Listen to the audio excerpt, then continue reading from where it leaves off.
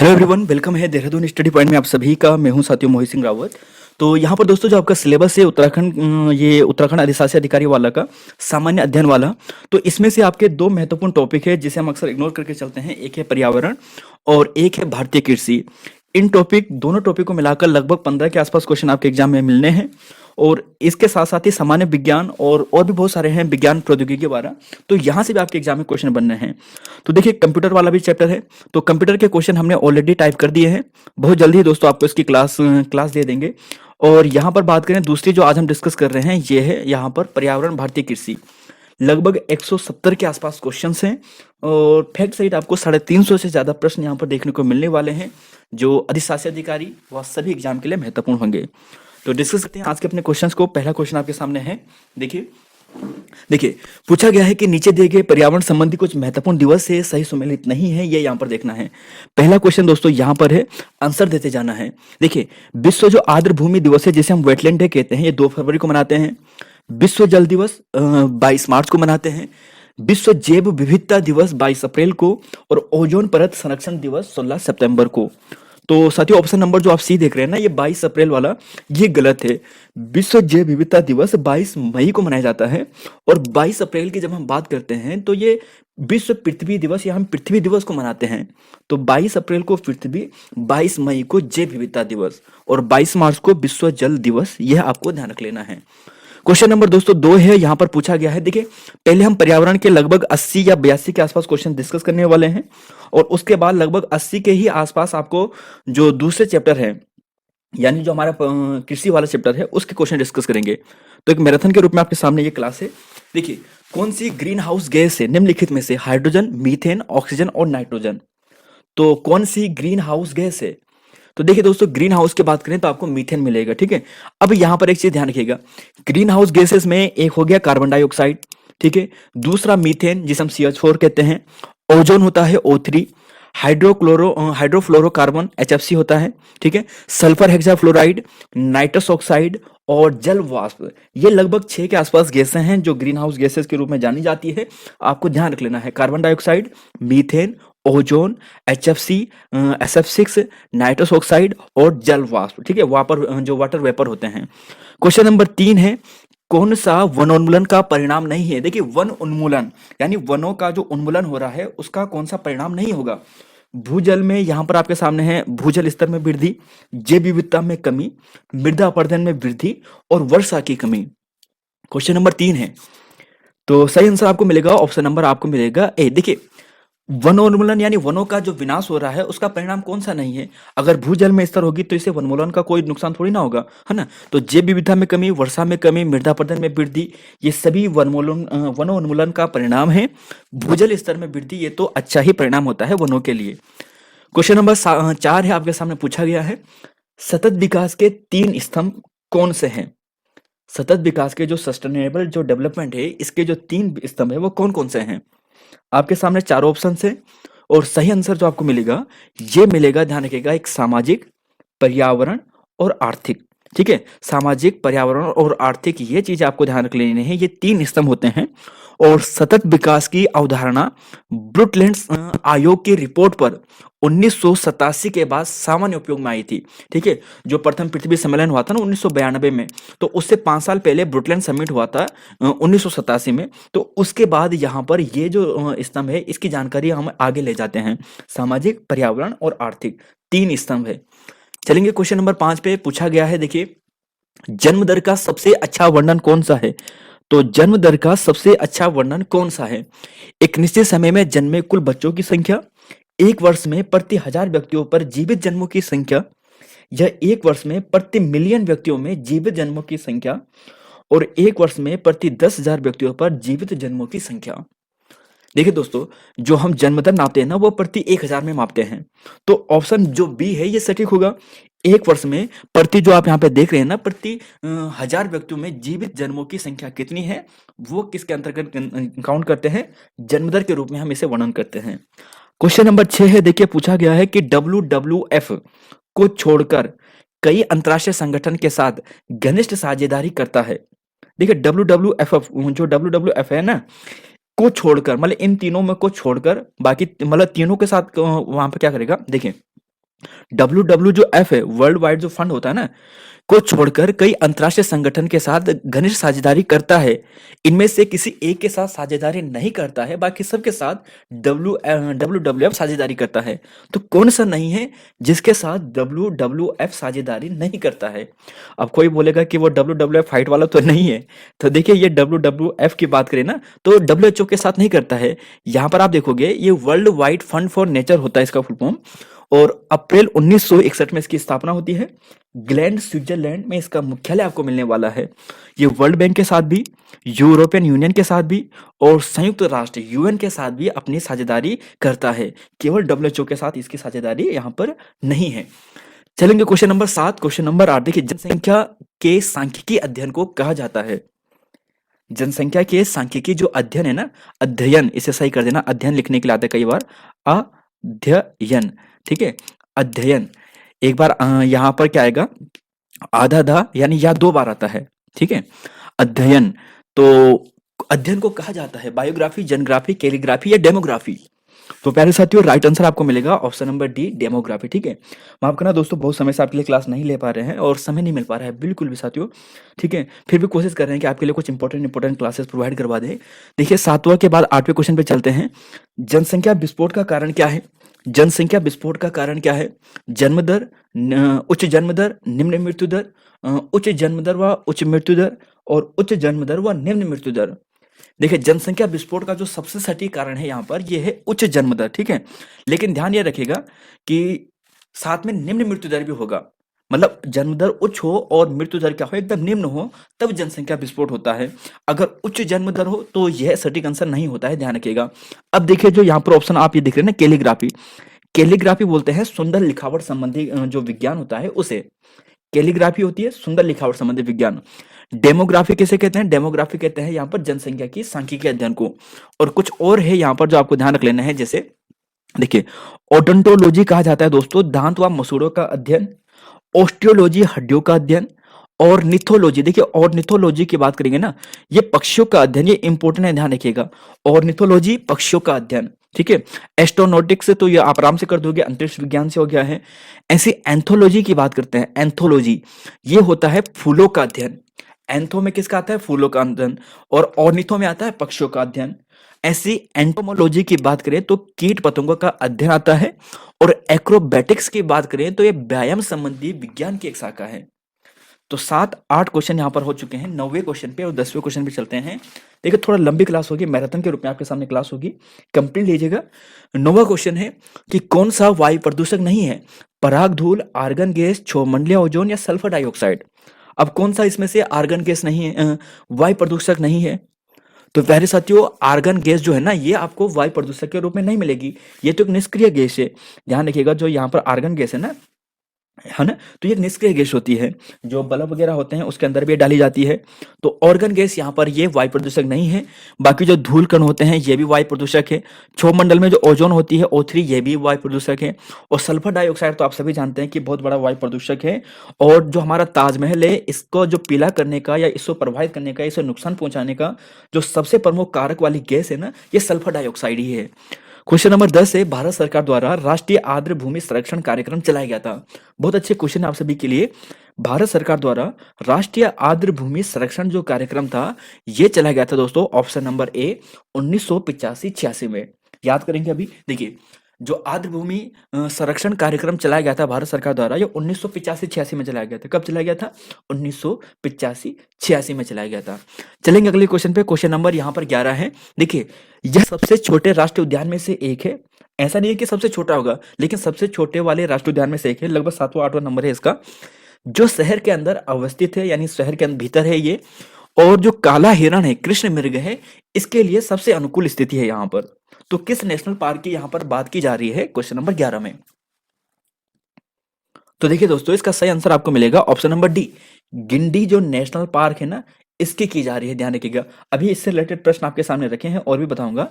और यहाँ पर क्वेश्चन नंबर 11 तो आपने देख लिया है। जरा एक बार यहाँ पर देखिए, भारत का सबसे पहला जो राष्ट्रीय पार्क है वो कौन सा है? वो है कार्बन नेशनल पार्क, 1936। ये हम बहुत अच्छे से जानते हैं, हमारे उत्तराखंड का है, ठीक है।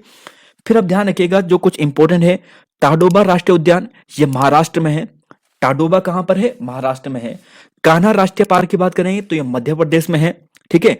माधव की बात करें तो मध्य प्रदेश में है। देखिए, अगर ऐसा प्रश्न कभी बनता है भूलवश भी कि सर्वाधिक नेशनल पार्क किस राज्य में स्थित है, तो भी हमारा आंसर मध्य प्रदेश आता है, क्योंकि मध्य प्रदेश में सर्वाधिक नेशनल पार्क्स हैं। ठीक है। ऐसे बांधवगढ़ की बात करें तो यह मध्य प्रदेश में है। ठीक है। बांधवगढ़, माधव हो गया है, कान्हा हो गया है, पन्ना हो गया है, ये मध्य प्रदेश में आपको मिलेंगे। काजीरंगा की बात करें तो ये आपको असम में मिलने वाला है। बांदीपुर ये आपको कर्नाटक में मिलेगा। और बनेरघट्टा की बात करें तो कर्नाटक में आपको ये मिलने वाला है। ठीक है दोस्तों। और गिर राष्ट्रीय पार्क की बात करें तो ये गुजरात में आपको मिलेगा। अच्छा, ध्यान रखिएगा, बन्नेरघट्टा कहां पर है? कर्नाटक में है। बांधवगढ़ मध्य प्रदेश में, बांदीपुर कर्नाटक में। अच्छा, अब यहां पर देखिए कि क्वेश्चन नंबर 12 है, कुछ नेशनल पार्क हैं वो राज्य हैं, सही सुमेलित नहीं है, यहां पर आपको देखना है। पेंच राष्ट्रीय पार्क मध्य प्रदेश में, ब्लैकबक राष्ट्रीय पार्क गुजरात में है, गिंडी राष्ट्रीय पार्क जो अभी आपको पीछे दिया था केरल में है, और गुगामल राष्ट्रीय पार्क महाराष्ट्र में है। तो आपको बताना है सही मेल कौन सा नहीं है। तो देखिए, मध्य प्रदेश में आपको बहुत सारे मिल गए। पेंच मिल गया है, माधोगढ़ मिल गया है, अभी आपने देखा था पीछे। ठीक है। और आपको यहाँ पर आपने कुछ और भी देखे थे, जैसे बांधवगढ़ आपने देखा था, कान्हा आपने देखा था, माधव आपने देखा था, और पेंच भी आपने देख लिया है, ये मध्य प्रदेश में है। अब देखिए, ब्लैकबक राष्ट्रीय पार्क, दोस्तों ये कई बार एग्जाम में आ चुका है। गुजरात ये बिल्कुल सही है, पेंच वाला भी बिल्कुल सही है। गुगामल राष्ट्रीय पार्क ये महाराष्ट्र में तो ठीक है। जो गिंडी नेशनल पार्क आप देख रहे हैं ना, ये केरल में नहीं है। गिंडी नेशनल पार्क जो आपको मिलेगा ये तमिलनाडु में है। गिंडी राष्ट्रीय पार्क तमिलनाडु में स्थित है। अब जरा एक बार देखिए जरा यहाँ पर, गुगामल राष्ट्रीय उद्यान कहां पर है? महाराष्ट्र में है। ठीक है, मैं पेन का कलर चेंज कर लेता हूं। देखिए, नवेगांव की बात करते हैं तो दोस्तों ये महाराष्ट्र में है। पेंच की बात करें तो मध्य प्रदेश में है। ब्लैकबक राष्ट्रीय उद्यान कई बार एग्जाम में आ चुका है, ये गुजरात में आपको मिलेगा। गिंडी की बात करें तो ये तमिलनाडु में है। और केबुल लामजाओ दोस्तों, जो एकमात्र तैरता हुआ राष्ट्रीय उद्यान के रूप में से जानते हैं, संघाई हिरन के रूप में ये प्रसिद्ध उद्यान है, और ये आपको मणिपुर में मिलेगा। लोकटक झील के बीचों बीच में है ये। ठीक है, कौन सी झील में? लोकटक झील। तो पूछा जाता है लोकटक झील कहां पर है? मणिपुर में है। कौन सा राष्ट्रीय उद्यान है? केबुल लामजाओ है। तो क्वेश्चन नंबर 12 ये हो चुका है। 13वां क्वेश्चन है, देखिए, पारिस्थितिकी इकोलॉजी शब्द का सर्वप्रथम प्रयोग किसने किया था? देखिए, पारिस्थितिकी है ना, जो इकोलॉजी जो शब्द है, इसका जो शब्द का जो प्रयोग सर्वप्रथम किया था वो किसने किया था? तो देखिए दोस्तों, राइट आंसर आपको मिलेगा option number A, Ernest Haeckel ने। ठीक है, अर्नेस्ट हैकेल ने ये पारिस्थितिकी शब्द का प्रयोग किया था। जरा यहाँ पर देखिए, इसकी एग्जैक्ट तिथि आपको ध्यान रख लेनी है। 1869 में। कब किया था? 1869 में। पारिस्थितिकी जो इकोलॉजी शब्द का जो सर्वप्रथम प्रयोग किया था वो अर्नेस्ट हैकेल ने 1869 में किया था। अब जो ये एजी टॉन्सले है ना, इसने इकोसिस्टम शब्द दिया था, पारिस्थितिकी तंत्र जिसे हम हिंदी में कहते हैं, इस शब्द का इसने प्रयोग दिया था। और यह जो दिया था ये 1935 में दिया था। ठीक है, 1935 में दिया था, ध्यान रखना है। और जो ये है ना, जैव विविधता के लिए जो हॉटस्पॉट शब्द हम यूज करते हैं, जैसे हमारे भारत में कहां पर एक हिमालय वाला क्षेत्र में आ गया है, एक पश्चिमी घाट वाला क्षेत्र आ गया है, एक सुंदरवन वाला जो क्षेत्र है वहां पर आता है ना, तो ये लगभग 4 क्षेत्र है हमारे यहाँ पे। तो हॉटस्पॉट जो शब्द दिया था, हॉटस्पॉट शब्द, ये नॉर्मन मायर्स ने दिया था 1988 में। 1988 में। ठीक है, जैव विविधता में हॉटस्पॉट दिया था नॉर्मन मायर्स ने। इकोसिस्टम पूछा जाए तो टॉन्सले ने दिया था, और इकोलॉजी पूछा जाए तो अर्नेस्ट हैकेल ने दिया था। अब देखिए, जरा आप यहाँ पे अगर पढ़ना चाहते हो तो आप यहाँ पे देख सकते हैं दोस्तों, जो इकोलॉजी शब्द है ना, ये ओइकस से मिलकर बना है। और ओइकस एक ग्रीक भाषा का शब्द है जिसका मतलब होता है घर, और लॉजिक का मतलब होता है अध्ययन। ठीक है, तो घर का अध्ययन यहाँ से इसका ये शब्द यहाँ से बना था। और अर्नेस्ट हैकेल ने भी उन्नति और विकास के सिद्धांत का प्रस्ताव रखा था। क्वेश्चन नंबर 14 है कि राष्ट्रीय उद्यान में आनुवांशिक विविधता का रखरखाव किसके द्वारा किया जाता है? तो प्यारे साथियों, क्वेश्चन नंबर 14 का राइट आंसर आपको देना है। इसका सही आंसर क्या होगा 14 का? एक सेकेंड आंसर दीजिएगा इसका। ठीक है, इंडेमिक, एक्सीटू, एनसीटू या जीन पुल। देखिए, राष्ट्रीय उद्यान को एक चीज ध्यान रखिएगा, ये थोड़ा सी ऐसी शब्दावली है ना, तो आपको कुछ फैक्ट ध्यान रख लेने हैं। ठीक है, वैसे इसका जो आंसर आएगा राष्ट्रीय उद्यान का वो इन सिटू में आएगा। जरा एक चीज ध्यान रखिएगा, एक होता है जैव संरक्षण की 2 विधियां है, एक इन सीटू है, एक एक्स सीटू है। ठीक है, अभी यहाँ पर आपको ये चीज ध्यान रखनी है, जो इन सीटू है, यहाँ पर आपकी जो मुख्य मुख्य हैं, जो बड़ी बड़ी चीजें आपने सुनी है, ज्यादातर यही सुनते हैं ना, राष्ट्रीय उद्यान हम सुनते हैं, वन्यजीव अभ्यारण्य हम सुनते हैं, जैव मंडल आरक्षित क्षेत्र हम सुनते हैं, आरक्षित वन हम सुनते हैं, जो झीलें संरक्षित है वो हम सुनते हैं। तो जो ये चीजें हैं इन्हें हम इन सीटू के अंदर रख रहे हैं। ठीक है। और जो छोटी-छोटी चीज़ें हैं जैसे चिड़ियाघर हो गया है, जीन बैंक हो गया, वानस्पतिक उद्यान हो गया, जो छोटे-छोटे हैं, सफारी पार्क वगैरह छोटे-छोटे हैं, तो वो एक्स सीटू के अंतर्गत आएँगे। तो इन सीटू के अंदर बड़े-बड़े राष्ट्रीय वन, वन्यजीव अभयारण्य, जैव मंडल आरक्षित क्षेत्र, आरक्षित वन, झील वगैरह, ये इन सीटू के अंदर है। और एक्स सीटू के अंतर्गत आपको यहाँ पर जो मिल रहा है दोस्तों, वो छोटी-छोटी चीज़ें आपको मिलेंगे, ठीक है? तो ये चीज़ें आपको यहाँ पर ध्यान रख लेना है, ठीक है? तो क्वेश्चन नंबर 214 हो चुका है, 1 सेकंड हाँ, 14 यहाँ पर हो चुका है, ठीक है? अब ज़रा यहाँ पर देखते हैं, 15 पे चलते हैं, देखिए। उष्ण और उपोष्ण कटिबंधीय समुद्र तटीय क्षेत्रों में पाए जाने वाले वृक्षों और झाड़ियों के इनसे समूह जिनमें लवणीय जल को सहन करने की क्षमता होती है। देखिए, प्रश्न थोड़ा बहुत सा अटपटा टाइप का है, आपको समझ भी नहीं आ रहा होगा कि प्रश्न में क्या लिखा है, लेकिन एक चीज आप यहाँ पे समझ चुके होंगे कि यहाँ पर लिखा है लवणीय जल, ठीक है। और उष्ण उपोष्ण कटिबंधीय क्षेत्र है, समुद्र तटीय भी आपको यहाँ पर दिख गया है। तो समुद्र तटीय वाले क्षेत्र में या लवणीय जल वाला जो क्षेत्र होता है, उसे दोस्तों हम मैंग्रोव वन कहते हैं। क्या कहते हैं? मैंग्रोव वन कहते हैं। तो ध्यान रखिएगा, जो समुद्र तटीय क्षेत्र है या झाड़िया वाला क्षेत्र है जहां पर लवणीय जल मिलता है, उसे हम मैंग्रोव वन कहते हैं। जैसे सुंदर वन वाला हो गया, ये भी मैंग्रोव के अंतर्गत आ जाएगा, ठीक है। अब जरा यहाँ पर देखिए, कीस्टोन और इकोटोन। कीस्टोन की बात करते हैं तो कीस्टोन एक प्रकार का प्रजाति होती है जीवों की, जो समस्त पारिस्थितिकी तंत्र को परिभाषित करने में सहायक होती है। ये जातियां आनुपातिक प्रचुरता को नियंत्रण करने के लिए महत्वपूर्ण भूमिका निभाती है और ये शीर्ष मांसाहारी वर्ग के अंतर्गत होते हैं। कीस्टोन थोड़ा टफ है, लेकिन थोड़ा बहुत हल्का सा अगर सुन ले तो थोड़ा सा क्या पता बन जाएगा। इकोटोन क्या होता है? इकोटोन होता है दो या दो अधिक भिन्न परितंत्रों के बीच का वह क्षेत्र जहां जैव विविधता अधिक हो, इकोटोन कहते हैं, ठीक है। दो या दो से अधिक भिन्न परितंत्र, जो परितंत्र हैं, बहुत सारे परितंत्र हो सकते हैं, दो भिन्न भिन्न का, जैसे जल का या फिर हम बात करेंगे वन का, मतलब कुछ भी। तो ऐसे जो भिन्न भिन्न परितंत्र है जीवों के, चाहे किसी और दूसरे जीवों का, तो उनके बीच में जहां जैव विविधता अधिक हो उसे इकोटोन कहते हैं, जैसे मैंग्रोव वन, एस्चुरी, ठीक है। तो ये चीज आपको ध्यान रख लेना है। जैसे मैंग्रोव वन की बात करें, समुद्र के किनारे है और वहीं पर जंगल भी है बड़े भारी, तो वहां पर आप ऐसे चीज ध्यान रखिएगा। एस्चुरी भी आप ऐसे ध्यान रख सकते हो। देखिए 16वां क्वेश्चन है, हरित विकास, जो ग्रीन डेवलपमेंट है, environment and sustainability in developing world, ठीक है। इस पुस्तक के लेखक कौन है? पर्यावरण की एक महत्वपूर्ण पुस्तक है और इस पुस्तक के जो लेखक हैं दोस्तों, इनका नाम है डब्ल्यू एम एडम्स।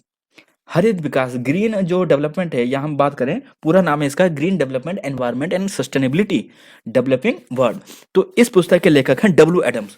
एक बार फिर से सुनिएगा, ग्रीन डेवलपमेंट हरित विकास पुस्तक के लेखक कौन है? तो वह एडम्स। कौन है? एडम्स है, ठीक है। तो एडम्स है, ध्यान ये रखना है। अब जरा यहाँ पर देखिए, कुछ और इंपॉर्टेंट है जो आपको ध्यान रख लेना है। रस्किन बॉन्ड हमारे यहाँ के हैं, उत्तराखंड के हैं, तो आपको ये भी ध्यान रख लेना है कि द गोल्डन ईयर्स इनकी हाल ही की नई पुस्तक है, ठीक है, कुछ समय पहले आई थी। तो द गोल्डन ईयर्स बुक किसकी है? रस्किन बॉन्ड की है। आराधना जोहरी भी दोस्तों काफी चर्चा में हमारे उत्तराखंड से संबंधित है। बियॉन्ड द मिस्टी विल, यह इनकी महत्वपूर्ण पुस्तक है। और जो अर्नी नेज है ना, अर्नी नेज 1973, अर्नी नेज ने 1973 में डीप इकोलॉजी यानी गहन पारिस्थितिकी जो शब्द है, यह दिया था। तो एक बार जरा फिर से हल्का सा रिवाइज कर लेते हैं मेरे साथ में। देखिए, जो एडम्स है, इसने ग्रीन डेवलपमेंट या हरित विकास नामक एक पुस्तक लिखी है, ठीक है। द गोल्डन ईयर्स लिखी है रस्किन बॉन्ड ने।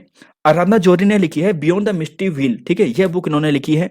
और अर्नी नेज की बात करें तो उन्होंने डीप इकोलॉजी जो शब्द है, इसको दिया था 1973 में। चलेंगे दोस्तों अगले क्वेश्चन पे। क्वेश्चन नंबर 17 है आपके सामने और आंसर देना है इस क्वेश्चन का। देखिए, भारतीय वन अधिनियम है 1865 का, इसके संदर्भ में सही कथन कौन सा नहीं है, ये आपको दिखना है।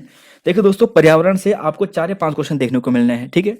जो आपका ये यहाँ पर भारतीय कृषि है, वहां से आपको 10 क्वेश्चन देखने को मिलने हैं। तो क्वेश्चन को देखना है। अक्सर हम इन क्वेश्चन को इग्नोर करके चलते हैं और एग्जाम में यही क्वेश्चन हमारे लिए थोड़ा क्या होता है, बेनिफिट करवाते हैं।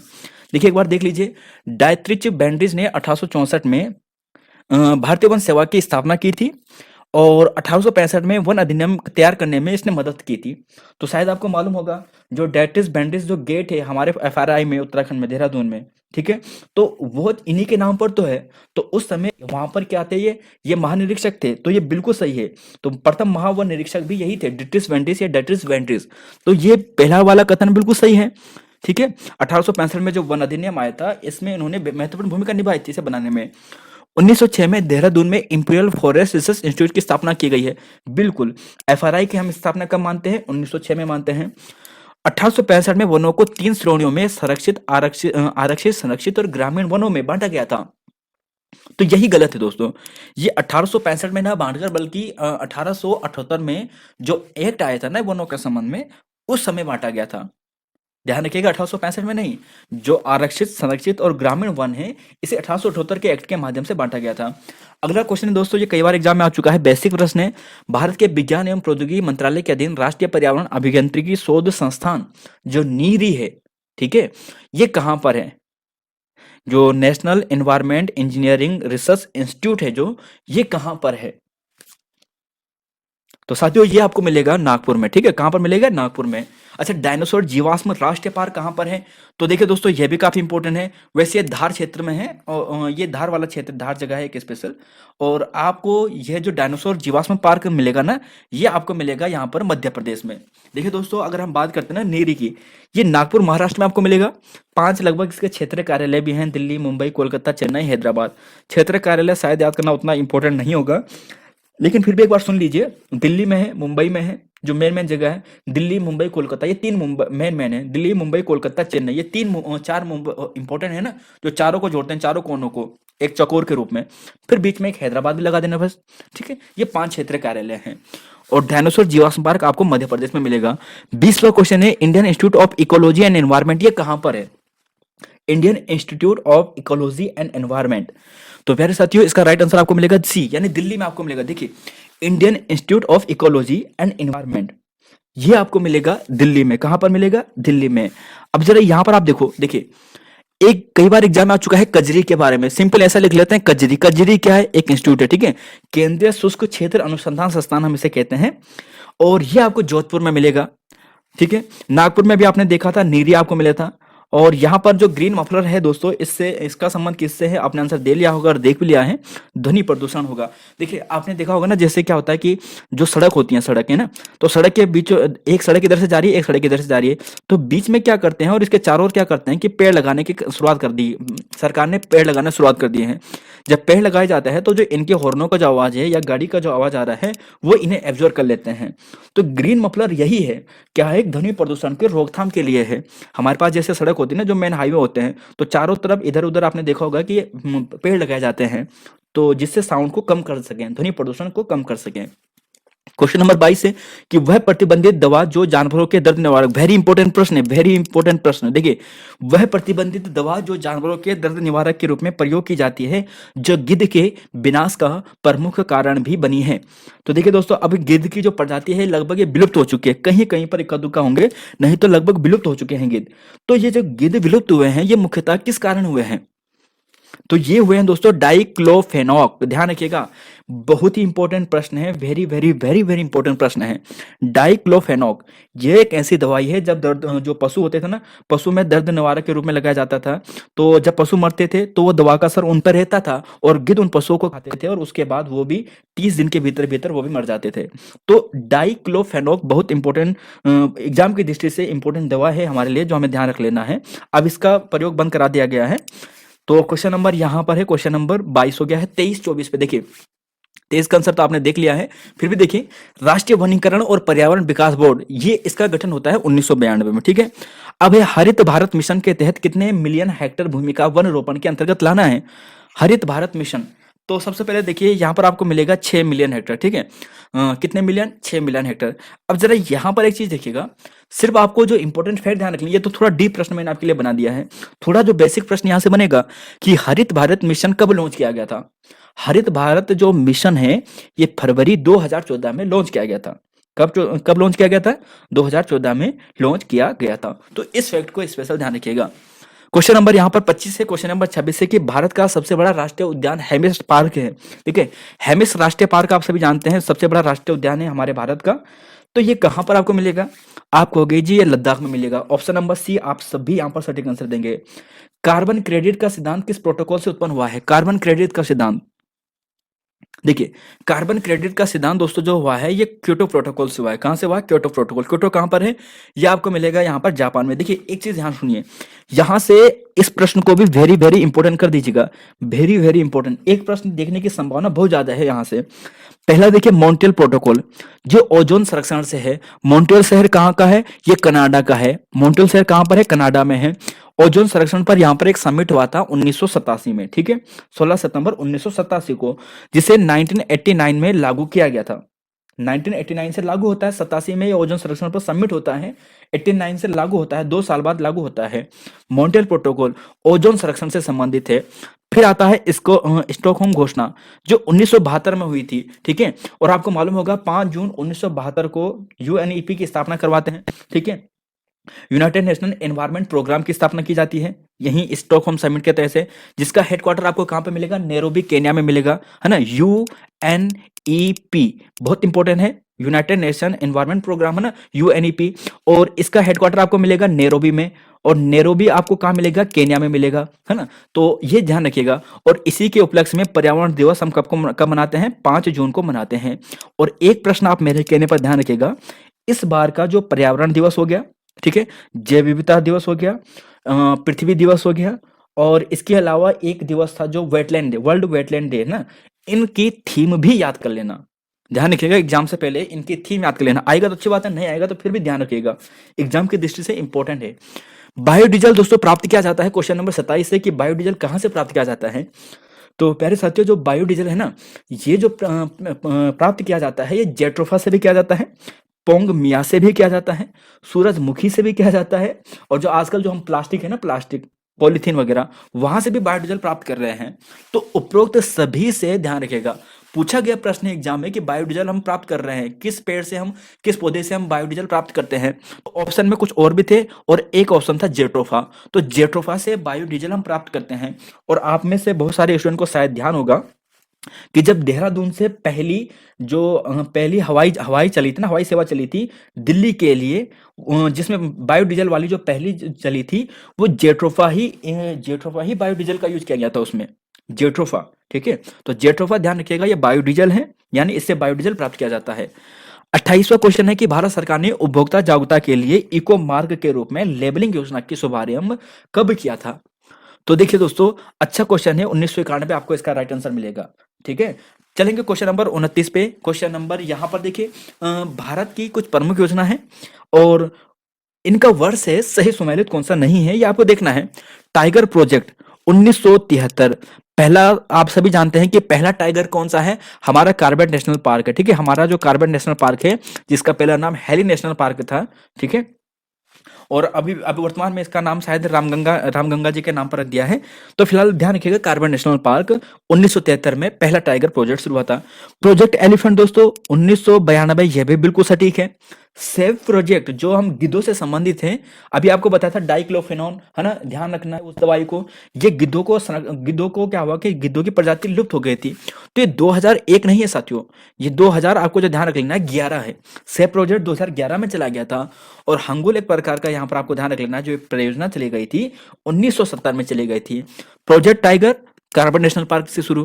प्रोजेक्ट एलिफेंट कहां से शुरू होता है? ये 1992 में जो सिंह भूमि झारखंड है, वहां से इसकी शुरुआत की गई थी। तो प्यारे साथियों, क्वेश्चन नंबर 29 हो चुका है। अब 30 पे चलेंगे, 31 पे चलेंगे।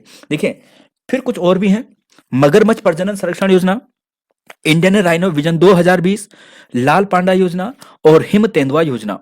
तो जी हाँ दोस्तों, हिम तेंदुआ योजना केंद्र में 2009 सही है। मगरमच्छ 1975, यह भी दोस्तों सही है, ठीक है।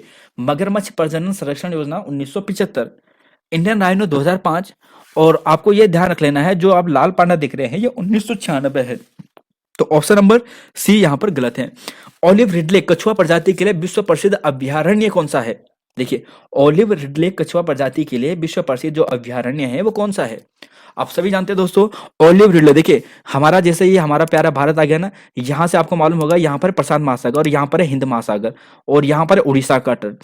तो जो ये प्रशांत महासागर है, यहाँ से क्या करते हैं, यहाँ से घूम फिर के जो यहाँ पर कछुआ है ना, एक विशेष प्रजाति है ऑलिव रिडले, ये आती है हमारे कहाँ पर? ओडिशा के तट पर। और ओडिशा के तट पर यहाँ पर ये केवल बच्चे देने के लिए आते हैं। ध्यान रखिएगा, ये कछुए की प्रजाति है। ओलिव रिडले कहाँ से आती है? ये आती है प्रशांत महासागर से, इक्वाडोर साइड से आती है, कहाँ कहीं से, ये ना इक्वाडोर वगैरह जो दक्षिण अमेरिका है वहां से, उसके कोने, उसके तट से होते हैं, आते हैं। और ये आती है उड़ीसा के तट पर। तो ये आपको मिलेगा कहाँ पर? उड़ीसा, आपको ध्यान रख लेना है। और स्पेशली दोस्तों भितरकनिका पार्क आपको ये ध्यान रख लेना है, जो प्रशांत महासागर से यहाँ कछुए आते हैं। तो भितरकनिका पार्क कहाँ पर है? उड़ीसा में है। Question number 32, question number 33, ozone परत पाई जाती है। तो बेसिक प्रश्न है दोस्तों, लेकिन आप सभी इसका सटीक आंसर देंगे ऑप्शन नंबर बी, समताप मंडल।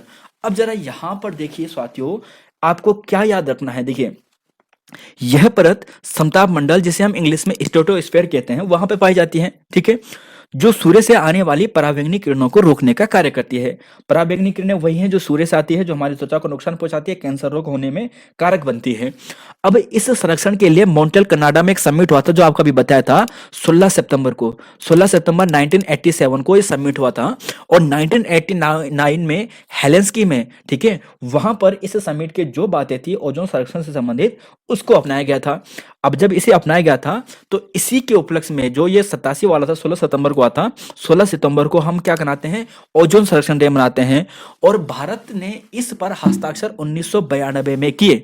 भारत ने हस्ताक्षर 1992 में किए हैं। आप ऐसे याद करो, भारत ने ओजोन संरक्षण पर कब हस्ताक्षर किए? अभी हमने देखा था जो एलिफेंट प्रोजेक्ट है वो 1992 का था। तो जब एलिफेंट प्रोजेक्ट था 1992 का, उसी समय भारत ने क्या किया? ओजोन परत के लिए जो संरक्षण के जो यहाँ पर वो क्या था, यानी जो समिट ये बनाया था, तो इस पर भी इन्होंने साइन किए थे, हस्ताक्षर किए थे, यानी भारत ने अपनाया था 1992 में, प्रोजेक्ट एलिफेंट के टाइम पे। क्वेश्चन नंबर 33 है कि 2017 से 2031 के लिए राष्ट्रीय वन्यजीव कार्य योजना का जो अनावरण है वो क्या गया है? तो दोस्तों थोड़ा सा टफ प्रश्न है, लेकिन आप ध्यान रखिएगा, 2017 से 2031 के लिए तीसरा है। सुनिए, 2017 से लेकर 2031 के लिए राष्ट्रीय वन्यजीव कार्य योजना का जो अनावरण किया गया है, ये तीसरा कार्य योजना है। ठीक है, पहली कार्य योजना जो राष्ट्रीय वन्यजीव के लिए आई थी, ये 1983 में आई थी। अच्छा, अब फिर थोड़ा यहाँ पर, कोई बात नहीं, आप यहाँ पर देखिए, डायरेक्ट आपका आंसर मिल रहे हैं, कोई बात नहीं, आप यहाँ पर देखिए। ठीक है, चलो कोई बात नहीं, आपने देख लिया है। और ये प्रश्न तो आपको याद हो चुका होगा, जो हमने आपको सबसे पहले दिखाया था कि किस अधिनियम ने भारतीय वनों को आरक्षित, संरक्षित और ग्रामीण वन में विभाजित किया था। सबसे पहला प्रश्न याद कीजिए, जब हमने ब्रिटिश ब्रांडिस के बारे में आपको बताया था, है ना, तो वहां पर हमने आपको कहा था कि 1865 में नहीं, बल्कि 1878 में यह एक्ट आया था, जिसमें भारतीय वनों को आरक्षित, संरक्षित और ग्रामीण वन में विभाजित किया गया था। तो 34 वाला प्रश्न ये हो गया है। 35 प्रश्न है कि लवणीय मृदा, लवणीय मृदा का मतलब आप समझ चुके होंगे, मैंग्रोव वन भी आप ध्यान रखिएगा। ठीक है, में उगने वाले पौधों को क्या कहा जाता है? सुनिए दोस्तों, जो लवणीय मृदा होते हैं ना, वहां पर उगने वाले पौधों को हेलोफाइट्स कहते हैं। क्या कहते हैं? हेलोफाइट। अब देखिए, चूना मिट्टी में जो पौधे उगते हैं उन्हें बोलते हैं कैल्सिकोलस। जीरोफाइट्स का मतलब होता है रेगिस्तानी या बलवी, या जो मरुभूमि होती है, मरुस्थलीय भूमि होती है, वहां पर जो पौधे उगते हैं उन्हें जीरोफाइट कहते हैं। और चट्टानों में जो उगने वाले पौधे होते हैं, या जो भी उगते हैं वहां पर, उन्हें लिथोफाइट्स कहते हैं। फिर से सुनिएगा, हेलोफाइट्स होता है किसके लिए? लवणीय मृदा के लिए। ठीक है, लिथोफाइट्स होता है चट्टानों के लिए, जीरोफाइट्स होता है रेगिस्तानी बलुई मिट्टी या मरुस्थलीय मिट्टी के लिए, और कैल्सीफ्लोर, देखिए कैल्शियम से आप समझ सकते हैं, चूना होता है ना कैल्सी, तो चूने मिट्टी में कैल्सिकोलस। तो 33-35 क्वेश्चन हो चुका है। अब चलते हैं अगले क्वेश्चन पे, क्वेश्चन नंबर 34-35। कोई बात नहीं दोस्तों, आपको लगभग बहुत सारे क्वेश्चन मिलेंगे, दो दो क्वेश्चन रिपीट हो जाएंगे, कोई बात नहीं। अब देखिए, एक चीज है कि किसी शाकाहारी जीव में प्राथमिक उत्पादकता का इतना परसेंट, व मांसाहारी जीव में प्राथमिक उत्पादकता का केवल इतना परसेंट ही भाग संचित होता है। तो देखिए, एक चीज ध्यान रखिएगा, एक नियम है 10% का नियम। ठीक है, 10% का नियम। तो यहाँ पर जो जैसे क्या होगा कि पेड़ पौधे में मान के चलो, जैसे सूर्य है, सूर्य में क्या है, 100% ऊर्जा है। ठीक है, तो किसी पेड़ पौधे के पास इसकी 100% ऊर्जा गई। अब यहाँ पर इसने, बकरी ने इसे खाया, तो बकरी यहाँ से इसकी केवल 10% ऊर्जा ही एब्जॉर्ब करेगी। ठीक है, अब इस बकरी ने 10% ऊर्जा एब्जॉर्ब की। अब मान के चले इससे शेर ने खाया, ठीक है, अब इस शेर में भी इसके 10% का भी 10% आएगा। तो ये दोस्तों यहाँ पर नियम होता है 10% का नियम। ठीक है, तो 10% का नियम ध्यान रखिएगा। कभी भी अगर आपके दिमाग में ऐसा प्रश्न आए ना कि किसी शाकाहारी जीव में प्राथमिक उत्पादकता, या फिर, तो 10% का नियम अपने दिमाग में बैठा देना। तो 10-1 ध्यान रखिएगा। ठीक है, 10-1 ध्यान रखिएगा। और लिंडमैन यहाँ पर एक व्यक्ति है, इसने ये नियम दिया था कि ऊर्जा का स्थानांतरण 10% के नियम के अनुसार होता है। विश्व का एकमात्र तैरता पार्क दोस्तों कौन सा है? आप कहोगे ऑप्शन नंबर सी है, केबुल लामजाओ नेशनल पार्क है दोस्तों, है ना? अच्छा, अब यहाँ पर देखिए जरा दोस्तों, ये मणिपुर में है, संगाई जो हिरण है वहां पे आपको मिलेगा। यह जो नेशनल पार्क है ये लोकटक झील में आपको मिलेगा। कहाँ पे मिलेगा? लोकटक झील। कहाँ पर है? मणिपुर में है, ठीक है। अब जरा यहाँ पर देखिए दोस्तों, जो नामदफा नेशनल पार्क है ये आपको अरुणाचल प्रदेश में, साइबेरियन केन है तो जो केवलादेव नेशनल पार्क है ये आपको राजस्थान में मिलेगा। The great Himalayan national park या इंद्रकिल जो पार्क है ये आपको हिमाचल प्रदेश में मिलेगा। तो देखिए आपको पर्यावरण से ज्यादातर ऐसे प्रश्न तो आते हैं, नेशनल पार्क के बारे में पूछ लेंगे या फिर वहां से संबंधित कुछ नियम आपको पूछ लेंगे, ठीक है। तो नामदफा आपको मिलेगा अरुणाचल प्रदेश में। साइबेरियन क्रेन की बात करें, केवलादेव, जो साइबेरियन क्रेन के लिए जो प्रसिद्ध है वो है केवलादेव वाला, जो राजस्थान में आपको मिलेगा। केबुल लामजाओ मणिपुर में आपको मिलेगा, लोकटक झील के बीच में आपको मिलेगा। और सिंघाई हिरण जिसे हम डांसिंग बियर, डांसिंग कहते हैं, ठीक है, डांसिंग बियर, तो उसके लिए ये प्रसिद्ध है। ये चीज ध्यान रखिएगा। और ग्रेट हिमालय कहाँ पर है? यहाँ पर हमारे पड़ोस में हिमाचल प्रदेश में। देखिए 36वां क्वेश्चन है और 37वां क्वेश्चन है कि प्रकाश संश्लेषण की क्रिया में अपचयन होता है, रिडक्शन होता है और ऑक्सीकरण होता है, ये आपको बताना है किस किस का। देखो, प्रकाश संश्लेषण की क्रिया में कार्बन डाइऑक्साइड का अपचयन होता है और जल का ऑक्सीकरण होता है। तो ऑप्शन नंबर जो बी आप देख रहे हैं ये सटीक है, ठीक है। प्रकाश संश्लेषण की क्रिया में कार्बन डाइऑक्साइड का क्या होता है? अपचयन होता है, रिडक्शन होता है। जीव घटक की किस श्रेणी में कुत्ता, भालू आदि आते हैं? देखिए जीव श्रेणी, अब देखिए कुछ यहाँ पर श्रेणी है, ओमनिवोरस है, हार्बीवोरस है, कार्निवोरस है, प्रेडेटर्स है ना। अब जैसे हिंदी वाले तो स्टूडेंट आप समझते होंगे, यहाँ पर हिंदी में लिखा नहीं आएगा आपको कि शाकाहारी है, मांसाहारी है, इस टाइप से लिखा नहीं आएगा। आपको ये ऐसे समझना है, ठीक है। ये सर्वाहारी है, तो आपको इन शब्दों को याद करना है। तो जीव घटक में जो ऐसे ध्यान रख लेना है, ओमनिवोरस है। यहाँ पर देखिए एक बार, इसे हम सर्वाहारी कहते हैं, ठीक है। अब देखिए जो सर्वाहारी होता है मतलब जो मांस भी खाता है और शाकाहारी भी है ना। जैसे मनुष्य मनुष्य मांस भी खाता है और फल फूल सब्जी सूजी भी खाता है। ऐसे बिल्ली की बात करें, दूध भी पी देती है और वैसे भी खाती है ना। ये चूहे चूहे को भी खाती है। ऐसे कुत्ता हो गया है, भालू हो गया है। तो ये सर्वाहारी के कुछ एग्जाम्पल हैं, ठीक है। शाकाहारी में जैसे हिरण, गाय, टिड्डे, ये क्या कहते हैं? पेड़ पौधे पत्ते उत्ते को खाते हैं। प्राथमिक उपभोक्ता जो प्राथमिक उत्पाद है उसे खाने का काम करते हैं। द्वितीय उपभोक्ता में मांसाहारी आते हैं, जैसे मछली, पक्षी, ये मांसाहारी होते हैं, ठीक है। और उच्च मांसाहारी की बात करें दोस्तों तो ये शेर, चीता होते हैं जो केवल मांसी मांस खाते हैं। मतलब उच्च मांसाहारी का मतलब शेर, चीता इत्यादि, ठीक है। मतलब ये घास फूस नहीं खा सकते हैं, मतलब किसी प्रकार के शाकाहारी चीज को नहीं खा सकते हैं। तो प्रेडेटर्स कहते हैं इन इंग्लिश में, ठीक है। कार्निवोरस के अंतर्गत ये आएंगे, हार्बीवोरस के अंतर्गत ये आएंगे, ओमनिवोरस के अंतर्गत ये आएंगे और प्रेडेटर्स के अंतर्गत उच्च मांसाहारी यानी शेर, चीता इत्यादि आएंगे। और जो एनसीईआरटी में किताब देख रहा था ना, एनसीईआरटी किताब में वो दे रखा है जो मनुष्य है इसे प्रेडेटर्स के रूप में रखा है। शायद वो मिस्टेक हुई होगी, फिर भी आप ध्यान रखिएगा, ठीक है। प्रेडेटर्स के अंतर्गत ये। अगला क्वेश्चन है दोस्तों, यहाँ पर क्वेश्चन नंबर का आंसर पहले आपको मिल गया है, चलो कोई बात नहीं, आंसर दीजिएगा। देखिए पढ़ लीजिएगा क्वेश्चन को। रामसर सम्मेलन, देखिए आप सब जानते हैं रामसर समिट, ठीक है। रामसर कहाँ पर है? आप मुझे तब तक कमेंट बॉक्स में लिखो कि रामसर कहाँ पर है, जो वेटलैंड के लिए इंपॉर्टेंट है, ठीक है। अब जो रामसर सम्मेलन के तहत अंतर्राष्ट्रीय महत्व की आर्द्र भूमियां यानी वेटलैंड की सूची में आर्द्र भूमि स्थलों का एक रजिस्टर है, रजिस्टर है जहां तकनीक, प्रदूषण, मानव हस्तक्षेप के कारण पारिस्थितिकी स्वरूप में नकारात्मक परिवर्तन आया है और आने की संभावना है। जरा आप एक चीज बताना है, इस क्वेश्चन का आंसर क्या आएगा? देखिए अब जो भी जिन्होंने पहले इसका आंसर कर दिया होगा वो तो गलत देंगे, ठीक है। ये ऑप्शन नंबर जो डी आपको दिखाई दे रहा है ये गलत लग गया है। ऑप्शन सी यहाँ पर सही है, मॉन्टेक समिट दोस्तों यहाँ पर सही है, ठीक है। डी गलत है, मॉन्टेक समिट में बात हुई थी। देखिए रामसर समिट आपको ईरान में मिलेगा, ठीक है। 38वें क्वेश्चन का राइट आंसर आपको मिलेगा, यहाँ पर आपको जो ध्यान रख लेना है ये आपको मिलेगा 38 का सी, ना कि डी। देखिए एक बार पढ़ लीजिए इसे कि मॉन्टेक्स रिकॉर्ड क्या है, कि एक प्रकार का ये रिकॉर्ड रखते हैं। मॉन्टेक्स एक जगह है स्विट्जरलैंड में और ये रिकॉर्ड रखते हैं इस चीज का कि कौन सी साइट में क्या कितना परिवर्तन हुआ है। मतलब ये हुआ कि जैसे रामसर कोई वेटलैंड एरिया रामसर में घोषित कर दिया है, ठीक है। अब जो घोषित कर लिया है कि कितना नुकसान हो रहा है, क्या नुकसान हो रहा है, कितना इसका मानव हस्तक्षेप यहाँ पर हुआ है, पारिस्थितिकी कितनी प्रदूषित यहाँ पर हुई है, तो इसका एक रिकॉर्ड रखने का काम होता है। और वो रिकॉर्ड मॉन्टेक्स रिकॉर्ड के नाम से हम इसे जानते हैं। जो स्विट्जरलैंड में ये मॉन्टेक्स स्थान है उसके नाम पर है। भारत के दो स्थान आपको ध्यान रख लेने हैं, एक है केवलादेव राष्ट्रीय उद्यान जो अभी आपको बताया था, जो साइबेरियन क्रेन के लिए प्रसिद्ध है और कहां पर है? राजस्थान में है। और दूसरा यही लोकटक झील, ध्यान रखिएगा, लोकटक झील केबुल लामजाओ राष्ट्रीय पार्क जो अभी पढ़ा था मणिपुर वाला, वहां का है। तो भारत के दो ध्यान रखिएगा, ठीक है। और आर्द्र भूमियों को दोस्तों प्रकृति का किडनी भी कहते हैं हम, ठीक है। प्रकृति की कितनी आर्द्र भूमि। तो ऑप्शन जो डी लगा है दोस्तों गलत है। तो देखिए कभी कभी क्या होता है ना, गलती भी हो जाती है। तो ऑप्शन सी यहाँ पर सटीक है, ठीक है, सही कर देना है इसे। Question number 39, question number 40। अच्छा अब दीजिए इसका आंसर। अभी आपने रामसर साइट के बारे में ईरान ईरान तो लिख लिया होगा पक्का। अब देखिए यहाँ पे आर्द्र भूमियों का आयोजन हुआ है 2 फरवरी 1970, 2 फरवरी 1971, 1975, 1982। आप बताइए क्वेश्चन नंबर 39 का।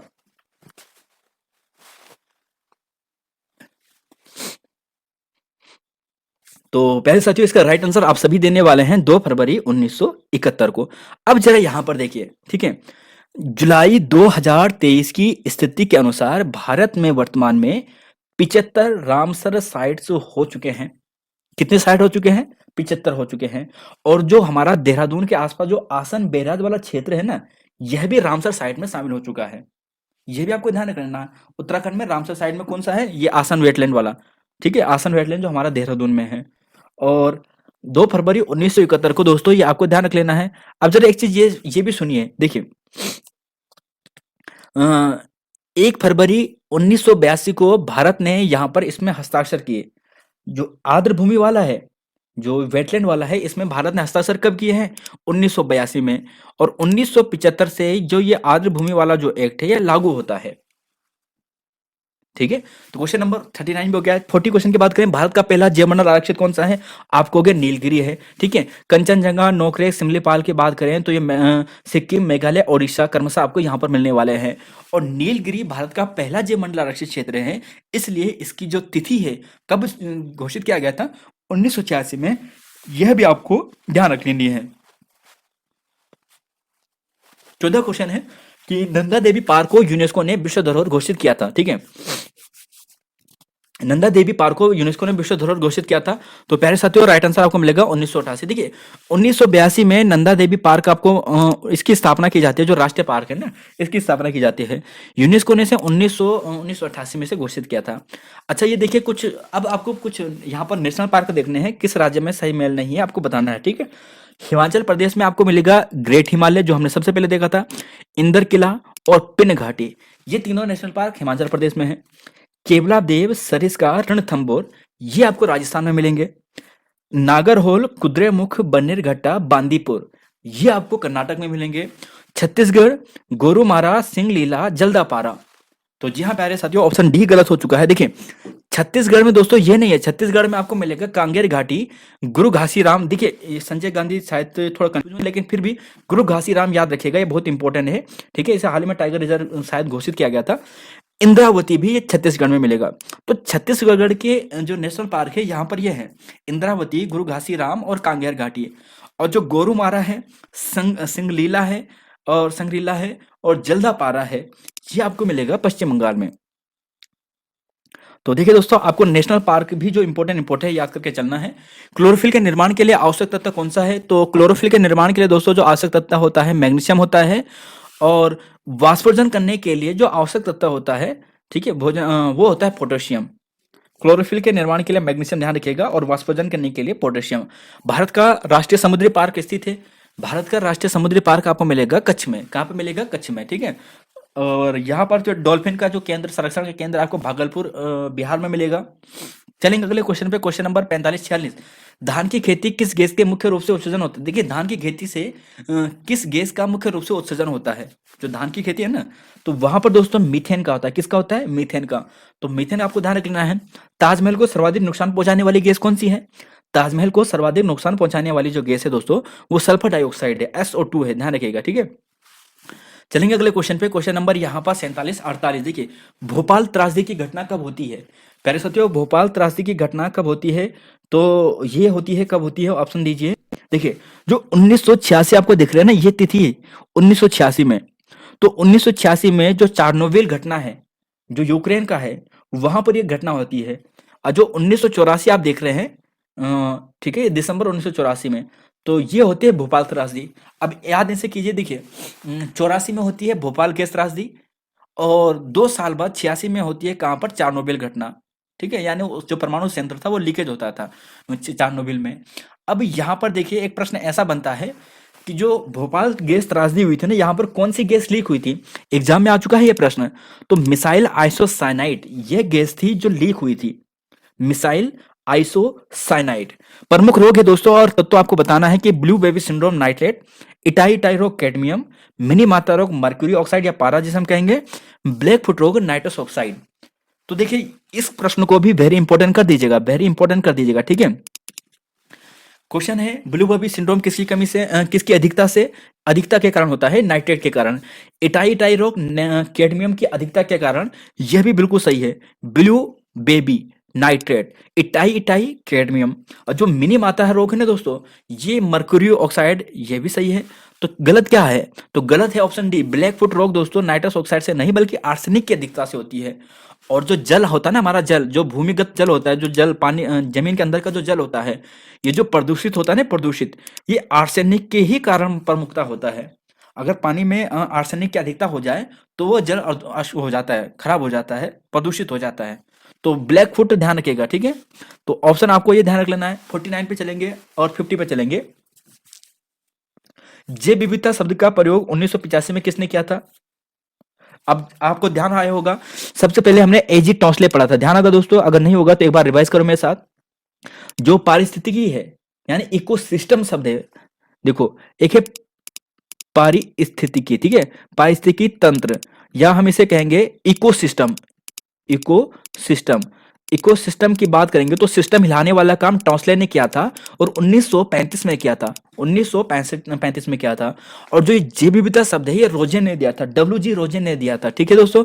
अब जरा यहाँ पर अगर आप थोड़ा और चीज देखने चाहोगे तो फिलहाल इतना ही ध्यान रखिएगा, ठीक है। सेमल कोल्ट ने शायद ये जो वो होता है रिवॉल्वर होते हैं उसकी खोज की थी।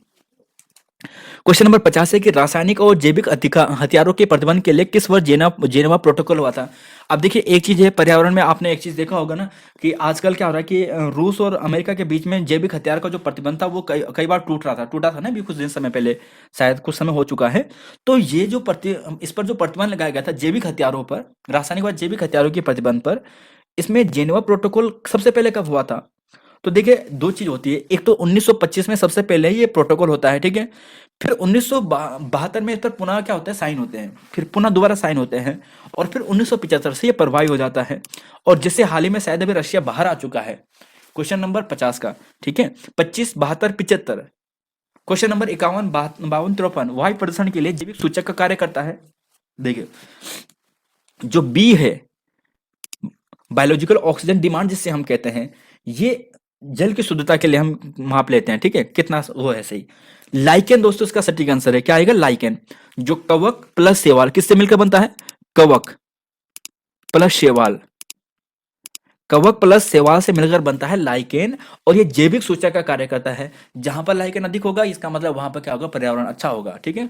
और एक यूकेलिप्टस होता है दोस्तों, यूकेलिप्टस, यूकेलिप्टस आपने सुना होगा, यूकेलिप्टस है ना, यूकेलिप्टस नामक एक पौधा होता है, पेड़ होता है, जहां पर उसकी अधिकता होती है, यानी वहां पर क्या होती है, वो विनाशक होता है, ये पर्यावरण का विनाशक से कहते हैं, पर्यावरण का शत्रु उसे कहा जाता है।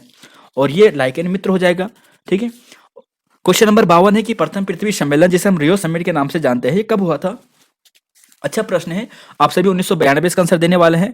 और आप चीज ध्यान रखोगे कि ये अगर एग्जैक्ट तिथि आपको पूछी जाए तो ये 3 से लेकर 14 जून के बीच में 1992 रियो ब्राजील में हुआ था, ठीक है। और इसी समय एजेंडा 21 प्रस्तुत किया गया था, जो सशस्त्र डेवलपमेंट से पर्यावरण को संरक्षण के संदर्भ में था, एजेंडा 21, ठीक है। और क्वेश्चन नंबर यहाँ पर है UNEP 1972, इसका मुख्यालय कहाँ पर है? संयुक्त राष्ट्र पर्यावरण कार्यक्रम, यूनाइटेड नेशनल एनवायरनमेंट प्रोग्राम, 1972 में इसकी स्थापना होती है। नैरोबी में इसका हेडक्वार्टर आपको मिलेगा, यानी केन्या देश में आपको इसका हेडक्वार्टर मिलेगा। जलवायु के निपटने के लिए UNFCCC, United Nations framework convention on the climate change, full form इसकी ध्यान रखिएगा, UNFCCC, United Nations framework convention on climate change. इसका ड्राफ्ट कब लाया गया था? तो देखिए दोस्तों यहां पर ध्यान रखिएगा, 1972 को इसका ड्राफ्ट लाया गया था। मार्च 1994 से यह प्रभावी होता है। तो कई बार इसकी तिथि आपको 1994 मिल सकती है, तो ऑप्शन के अनुसार इस प्रश्न को करना, ठीक है। ड्राफ्ट इसका जब पृथ्वी सम्मेलन हुआ था ना, रियो समिट वाला, तो वहीं पर उसका समिट लाया गया था, इसका प्रस्ताव ड्राफ्ट लाया गया था। और इसको प्रभावी बाद में 1994 में किया गया है, मार्च 1994 से। अब एक चीज आप ध्यान रखिएगा, ये वही समिट है दोस्तों जो क्लाइमेट पे वो कराते हैं, सबमिट कराते हैं, जो हम बोलते हैं कोप 27, कोप 28, कोप 29, है ना, इसे बोलते हैं ना, कोप 27, कोप 28, कोप 29 वगैरह। तो सीओपी कॉन्फ्रेंस ऑन पार्टीज जो 28 वाला है, जो हाल ही में हुआ था 2023 में, इसका आयोजन दुबई में कराया गया था, यानी यूएई में कराया गया था, यूनाइटेड अरब एमिरेट्स में। यूनाइटेड अरब एमिरेट्स के जो दुबई शहर है वहां पर कराया गया था, एक प्रोविंस है ये दुबई, वहां पर कराया गया था। और इसका यूएनएफसी का हेडक्वार्टर आपको बॉन में मिलेगा, जो जर्मनी में है। भारत का प्रथम जैविक राज्य कौन सा है, बताएगा इसका answer.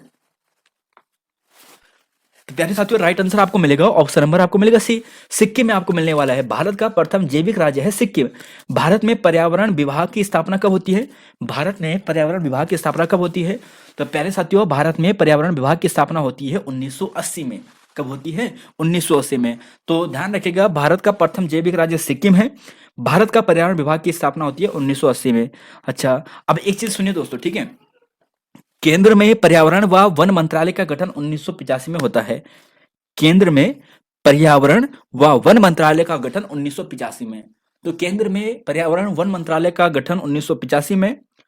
NGT, national green tribunal, दोस्तों ध्यान रखिएगा, ये बहुत इंपॉर्टेंट है, 2010 में इसकी स्थापना होती है। कब होती है? 2010 में इसकी स्थापना होती है। अच्छा, ओजोन परत को मापने की इकाई कौन सी है दोस्तों? ओजोन परत को मापने की इकाई कौन सी है? देखिए, ओम की बात करेंगे। ओम तो आप सभी जानते हैं, ओम का मतलब होता है रेजिस्टेंस। इसका सिंबल दोस्तों ये होता है, ध्यान रखिएगा। बहुत से स्टूडेंट, एक तो ये होता है ना, ये इसका, इसे बोलते हैं ओम। क्या बोलते हैं? ओम। ठीक है। अब एक ये भी होता है, इसका उल्टा, इसे बोलते हैं मोह। क्या बोलते हैं? मोह। ठीक है, मोह, मोह। ठीक है, मोह, मोह यार ये मोह लिख रहा हूं। ठीक है, मोह, आधा माह, और ठीक है मोह, ये मोह होता है। ठीक है। अब एक चीज ध्यान रखिएगा, जो ओम है ना, ये ओम, ये होता है रेजिस्टेंस, प्रतिरोध। प्रतिरोध की इकाई, जो मापने की इकाई है, वो है ओम। अब एक आता है प्रतिरोधकता। प्रतिरोधकता, जिसे हम बोलते हैं रजिस्टिविटी। ये तो हो गया प्रतिरोध, रेजिस्टेंस, और ये होता है रजिस्टिविटी, प्रतिरोधकता। इसकी इकाई होती है ओम, सॉरी मोह, उल्टा ओम। ठीक है, ये चीजें दोस्तों आपको ध्यान रख लेना। कई बार बेसिक प्रश्न होता है, जिनका साइंस बैकग्राउंड ना होगा, जिनका इलेक्ट्रिकल डिपार्टमेंट, जो स्टूडेंट इलेक्ट्रिकल से ना जुड़े होंगे, उनके लिए ये थोड़ा डाउट करते हैं। तो ये तो होता है प्रतिरोध का सिंबल, और जो उल्टा आपको दिखाई दे, ये होता है प्रतिरोधकता, जिसे इंग्लिश में रेजिस्टिविटी कहते हैं। ठीक है, और इंग्लिश में इसे मोह भी हम बोलते हैं। केल्विन होता है ताप का। ठीक है, तो जो ऑप्शन बी आपको दिखाई दे रहा है ऑप्शन, ये बिल्कुल सही है। और जो रोंटजन है ना, रोंटजन, ये होता है रेडियोधर्मिका। किसका होता है? रेडियोधर्मिका। अब जरा एक फैक्ट ध्यान से सुनिएगा, ओजोन छिद्र, जो हम बोलते हैं ना, ओजोन सर्जन के लिए 1982 में भारत ने इस पर साइन किया था, है ना, 1992 में। तो ओजोन छिद्र सर्वप्रथम देखा गया 1985 में। अंटार्कटिका क्षेत्र के ऊपर, जो अंटार्कटिका जो क्षेत्र है ना, इसके ऊपर एक बड़ा सा होल हमें दिखाई दिया, और बोला गया कि तब से हमने ओजोन परत पर काम करना शुरू किया था। ठीक है, तो 16 सितंबर 1987, आपको ध्यान होगा, 2 साल बाद लागू होता है। भारत 1992 में इसे अपनाता है। मतलब 1987 में पहली बार, फिर 89 में इसे लागू किया जाता है, फिर 92 में भारत को इस पर हस्ताक्षर करता है। भूमिगत जल प्रदूषण का कारक कौन सा है? तो देखिए, आर्सेनिक तो होगा दोस्तों, आर्सेनिक तो होगा, मतलब ऑप्शन नंबर आप डी हटा सकते हो। ठीक है, अब देखिए, आर्सेनिक है, देखा अभी बता दें, भूमिगत जल में प्रदूषण का मुख्य कारक तो कौन सा? आर्सेनिक तो होता है, लेकिन आर्सेनिक के अंतर्गत एक और आता है फ्लोराइड। आर्सेनिक और फ्लोराइड, ये भूमिगत जल प्रदूषण का सबसे प्रमुख कारण होता है। 59वां क्वेश्चन है, इसका आंसर देना है। देखिए, विश्व का वृक्ष मानो, रिचर्ड जो बेकर, जो हमारे विश्वेश्वर दत्त सकलानी जी है ना, विश्वेश्वर दत्त सकलानी, विश्वेश्वर दत्त सकलानी। तो विश्वेश्वर दत्त जो सकलानी जी हैं, हमारे उत्तराखंड के, हम उन्हें वृक्ष मानव के नाम से जानते हैं। लेकिन अगर यहाँ पर विश्व पूछा है, तो जो रिचर्ड जॉब बेकर है, इसे हम विश्व वृक्ष मानव के रूप में हम जानते हैं। Water man of India Rajendra Singh को जानते हैं। Dolphin man of India Ravindra Kumar Sinha को जानते हैं। चिपको वुमेन मेधा पाटेकर को जानते हैं, जो कि गलत है। चिपको वुमेन तो हम बहुत अच्छे से जानते हैं जी, चिपको वुमेन तो हमारी कौन सी है? गोरा देवी जी है। ठीक है, गोरा देवी जी है। तो मेधा पाटेकर हैं, ये नर्मदा बचाओ आंदोलन से जुड़ी हुई है। किससे जुड़ी है? नर्मदा बचाओ आंदोलन से जुड़ी हुई है। भारत में हरित क्रांति के जनक कहे जाने वाले एम एस स्वामीनाथन को हाल ही में निधन हो गया है। अब देखिए दोस्तों, एम एस स्वामीनाथन हमारे लिए एग्जाम की दृष्टि से बहुत इंपॉर्टेंट है। हमारे भारत के सबसे बड़े महत्वपूर्ण जो VPI जो व्यक्ति होते हैं उनमें से एक है, ठीक है। और एम एस स्वामीनाथन का हाल ही में निधन हो गया है। हरित क्रांति का जनक इन्हें कहा जाता है, एम एस स्वामीनाथन को भारत में हरित क्रांति का जनक इन्हें कहा जाता है। इनका हाल ही में निधन हो गया है। तो एग्जैक्ट तिथि आपको मालूम होनी चाहिए कि इनका निधन कब हुआ था। तो प्यारे साथियों, 28 सितंबर 2023 को एम एस स्वामीनाथन जी का निधन हो गया है। 1987 में इन्हें पहली बार जो यहाँ पर जो अवार्ड होता है ना, विश्व खाद्य पुरस्कार वाला जो अवार्ड होता है खाद्य के क्षेत्र में दिया जाता है, जिसे नोबेल अवार्ड भी कहते हैं उस क्षेत्र का, ये एम एस स्वामीनाथन को ही पहली बार और सबसे पहले दिया गया था, ठीक है। 28 सितंबर, ध्यान रखिएगा दोस्तों, 1925 में इनका जन्म होता है। गेहूं की मैक्सिकन बोनी किस्म का इन्होंने विकास भी किया था। हिमालय बचाओ देश बचाओ का नारा किसने दिया था? 61वां और 62वां क्वेश्चन देना है आंसर। तो यहाँ मेरे साथियों राइट आंसर आपको मिलेगा option number B, Sundarlal Bahuguna ने, ठीक है, सुंदरलाल बहुगुणा ने। अब जरा यहाँ पर देखिए, जो बंगारी मथाई है ना, बंगारी, आपने देखा होगा ना, बंगा राजा, आपने साउथ इंडियन मूवी में नहीं था एक बंगा राजा, बंगा राजा। तो बंगारी मथाई आप ध्यान रखिएगा, इन्होंने ग्रीन बेल्ट मूवमेंट से संबंधित है। केन्या में ग्रीन बेल्ट मूवमेंट से संबंध। केन्या की राजधानी नैरोबी, केन्या की राजधानी कौन सी है? नैरोबी। और नैरोबी में किसका हेडक्वार्टर है? UNEP, ठीक है। 5 जून 1972 विश्व पर्यावरण दिवस, पर्यावरण दिवस 5 जून को 1972 आपको मालूम होगा, है ना। पर्यावरण क्षेत्र में चंडी प्रसाद भट्ट को रेमन मैग्सेसे पुरस्कार दिया गया था, तो ये 1982 में दिया गया था, ठीक है। चलेंगे दोस्तों अगले क्वेश्चन पे, क्वेश्चन नंबर यहाँ पर 63, 64, 65। दुधवा नेशनल पार्क कहाँ पर है साथियों? क्वेश्चन नंबर यहाँ पर आप देखिए 63 का। देखिए, जब हम दुधवा नेशनल पार्क की बात करें ना, तो दुधवा नेशनल पार्क दोस्तों आपको मिलेगा लखीमपुर खीरी में। कहीं कहीं पर आपको पीलीभीत भी मिलेगा, लेकिन ऑप्शन में तो मेरे ख्याल से कभी दो एक साथ आएंगे नहीं। लेकिन अगर दोनों ऑप्शन में आए तो लखीमपुर खीरी आपको ज्यादा सटीक आंसर देना है, ठीक है। दुधवा नेशनल पार्क आप सभी जानते हैं ये उत्तर प्रदेश में, ठीक है, इसमें कोई डाउट नहीं है। कंफ्यूज आपको कभी डी पूछ लेता है, डिस्ट्रिक्ट पूछ लेता है, तो लखीमपुर खीरी ध्यान रखिएगा। गिर राष्ट्रीय पार्क कहां पर स्थित है? पूछा गया प्रश्न है गिर राष्ट्रीय पार्क, ठीक है। बहुत से स्टूडेंट शायद सोचेंगे कि यार ये गुजरात के कौन सी जगह में होगा, तो जूनागढ़ में है, ठीक है, जूनागढ़ के में गिर राष्ट्रीय पार्क है। कुछ संस्थान है पर्यावरण से संबंधित है। बॉटनिकल सर्वे ऑफ इंडिया आपको कलकत्ता में मिलेगा। राष्ट्रीय जैव विविधता प्राधिकरण चेन्नई में आपको मिलेगा। भारतीय पर्यावरण शोध संस्थान जो अभी हमने पढ़ा था ना, ये आपको नागपुर में मिलेगा, नीरियम जिसे कहते हैं। और भारतीय वन प्रबंधन संस्थान देहरादून में मिलेगा। तो बताइए दोस्तों क्या गलत है? देखिए, ऑप्शन डी गलत है, प्रबंधन लगा दिया ना, मैनेजमेंट लगा दिया यहाँ पे, तो ये तो भोपाल के अंतर्गत आता है। कहाँ पे आता है? भोपाल के अंतर्गत। जो फॉरेस्ट रिसर्च इंस्टीट्यूट है FRI है, वो देहरादून में है। लेकिन फॉरेस्ट इंस्टीट्यूट जो मैनेजमेंट संस्थान है, इंस्टीट्यूट मैनेजमेंट इंस्टीट्यूट है ना, ये आपको भोपाल में मिलता है। प्रबंधन वाला कहाँ पर है? भोपाल में है। दूसरा पृथ्वी सम्मेलन दोस्तों कब हुआ था? तो देखिए, दूसरा पृथ्वी सम्मेलन,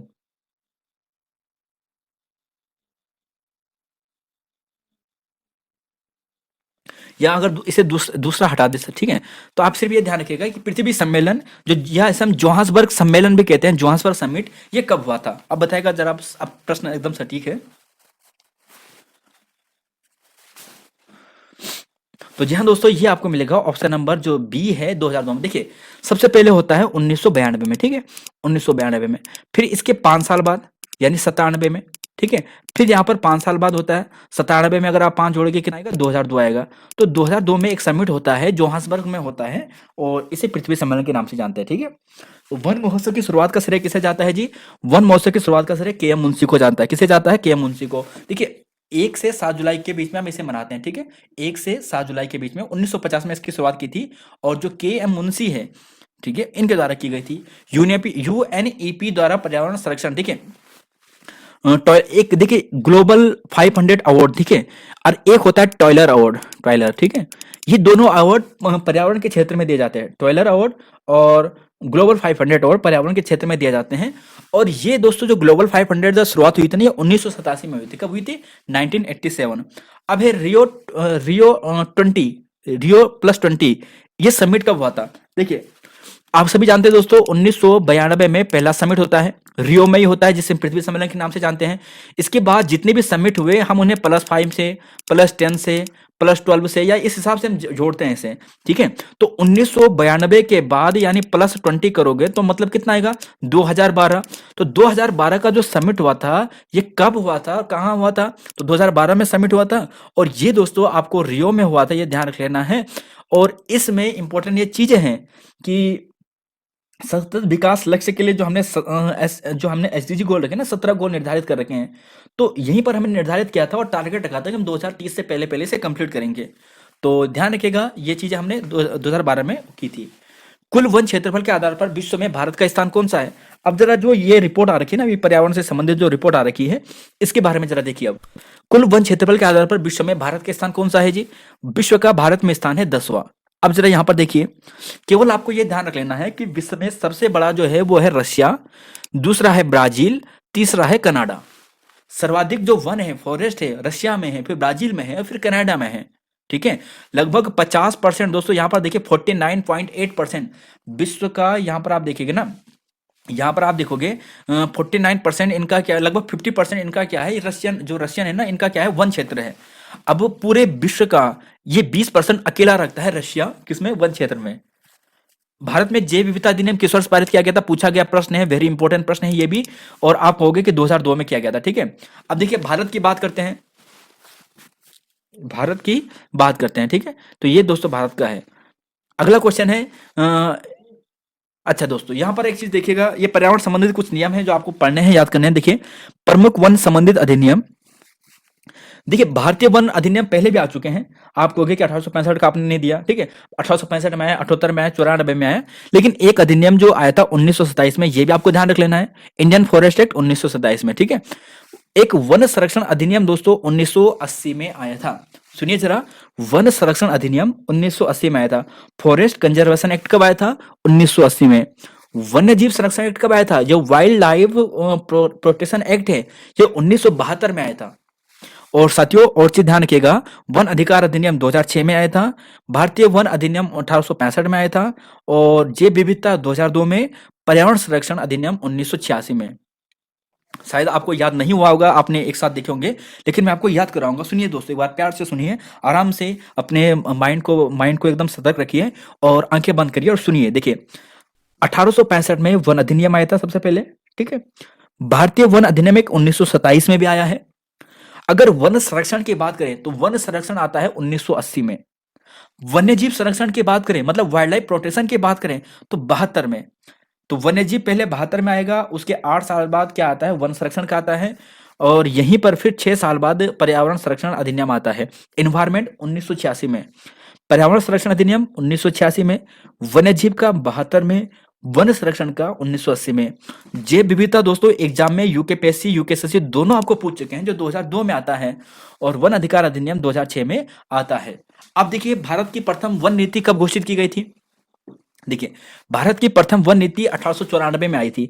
भारत की, हम पर्यावरण की बात करें ना, तो पर्यावरण के लगभग मैं आपके लिए 80 क्वेश्चन, 82-85 क्वेश्चन रखा हूं, लेकिन फैक्ट साइड ये कम से कम 150 क्वेश्चन है आपको जो याद करने हैं, ठीक है।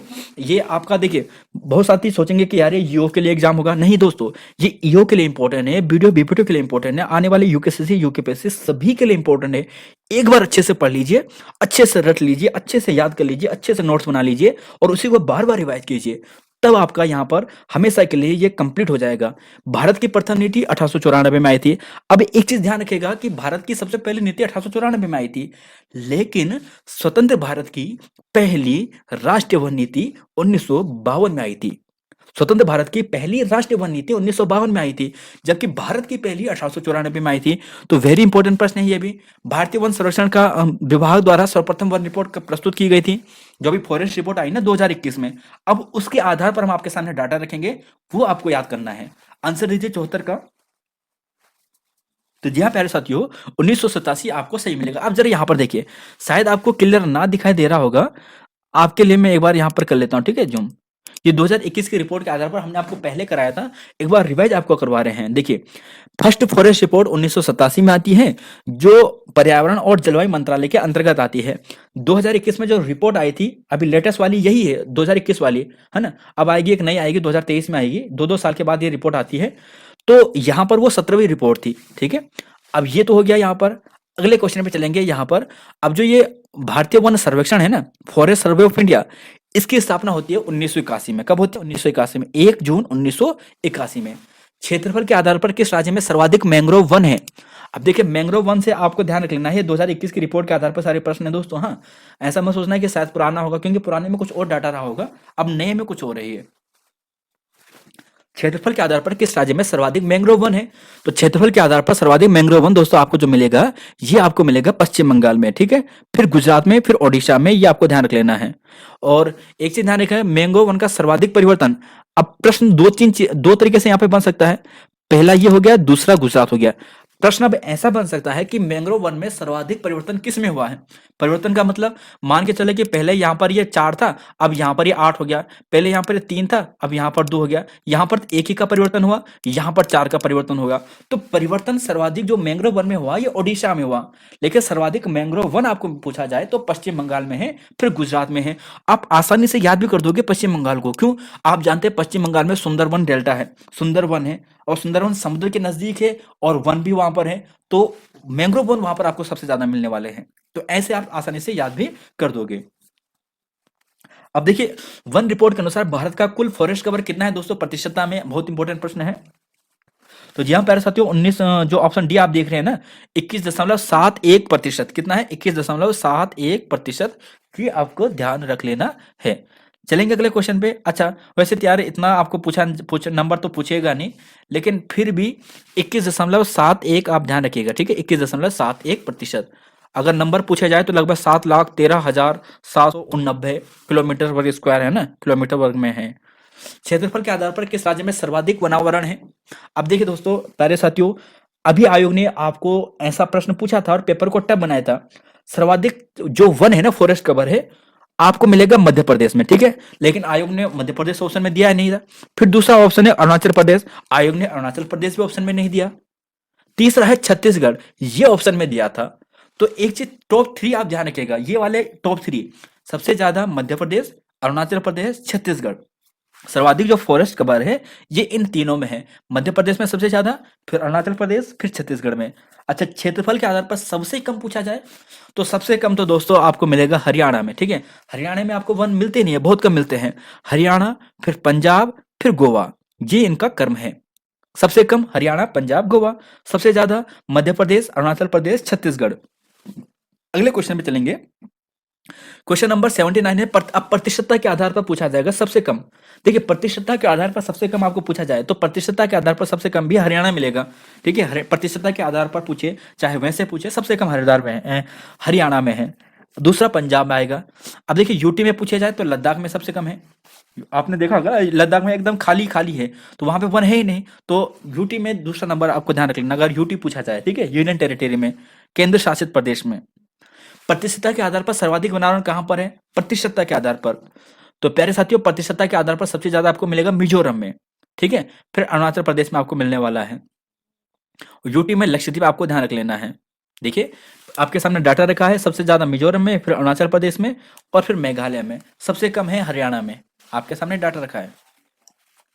याद हो गया होगा दोस्तों आसानी से, मेरे ख्याल से, अगर आपने हल्के से ध्यान से सुना होगा, ठीक है। अब मुझे मालूम है आपसे बोलेंगे सर पीडीएफ दे देंगे, ठीक है। तो साथियों, इसकी पीडीएफ मैं आपको प्रोवाइड करा दूंगा, ठीक है। आपको मैं पीडीएफ इसकी प्रोवाइड करा दूंगा। आपको क्या करना है, इसी वीडियो के डिस्क्रिप्शन में, नहीं, इस वीडियो के डिस्क्रिप्शन में नहीं दूंगा। आपको क्या करना है, जो 4 घंटे वाली हमारी क्लास है ना, हिंदी वाली, 4 घंटे वाली जो हिंदी वाली क्लास है ना, उस वीडियो के डिस्क्रिप्शन में जाना। 2-2.5 घंटे बाद या 3 घंटे बाद में उसकी पीडीएफ, इस क्लास की पीडीएफ उसके भीतर डाल दूंगा। तो आप वो क्लास भी देखिएगा, जिससे आपको वहां भी बेनिफिट मिलेगा, और इसकी पीडीएफ भी आप वहां से ले लीजिएगा, ठीक है। Question number 81, question number 82। Uttarakhand में कुल रिकॉर्डेड फॉरेस्ट एरिया कितना है? अब उत्तराखंड की बात करें दोस्तों तो आपको मिलेगा यहाँ पर 71.05, ठीक है। उत्तराखंड में कोई रिकॉर्डेड फॉरेस्ट एरिया पूछा जाए तो 71.05%। राज्य का कुल फॉरेस्ट कवर पूछा जाए राज्य में कितना है, तो 2021 के अनुसार राज्य में है 45.44%। ये आपके सामने डाटा है दोस्तों, आप चाहे देखो। उत्तराखंड का आप ध्यान रख सकते हो। उत्तराखंड के लिए आपको नंबर भी याद करना है। देखिए, भारत का तो आप याद नहीं कर पाओगे, लेकिन उत्तराखंड को तो आपको याद करना ही करना है। उत्तराखंड में है 24,305, पीछे का पॉइंट ध्यान मत रखिएगा, 24,305 ये उत्तराखंड का कुल फॉरेस्ट कवर है, ठीक है, फॉरेस्ट कवर। अगर प्रतिशतता में पूछा जाए तो 45.44% है, 45.44% है। उत्तराखंड में सर्वाधिक है वेरी डेंस फॉरेस्ट यानी अति सघन वन, फिर है मध्यम सघन वन, और फिर ओपन फॉरेस्ट यानी खुला वन।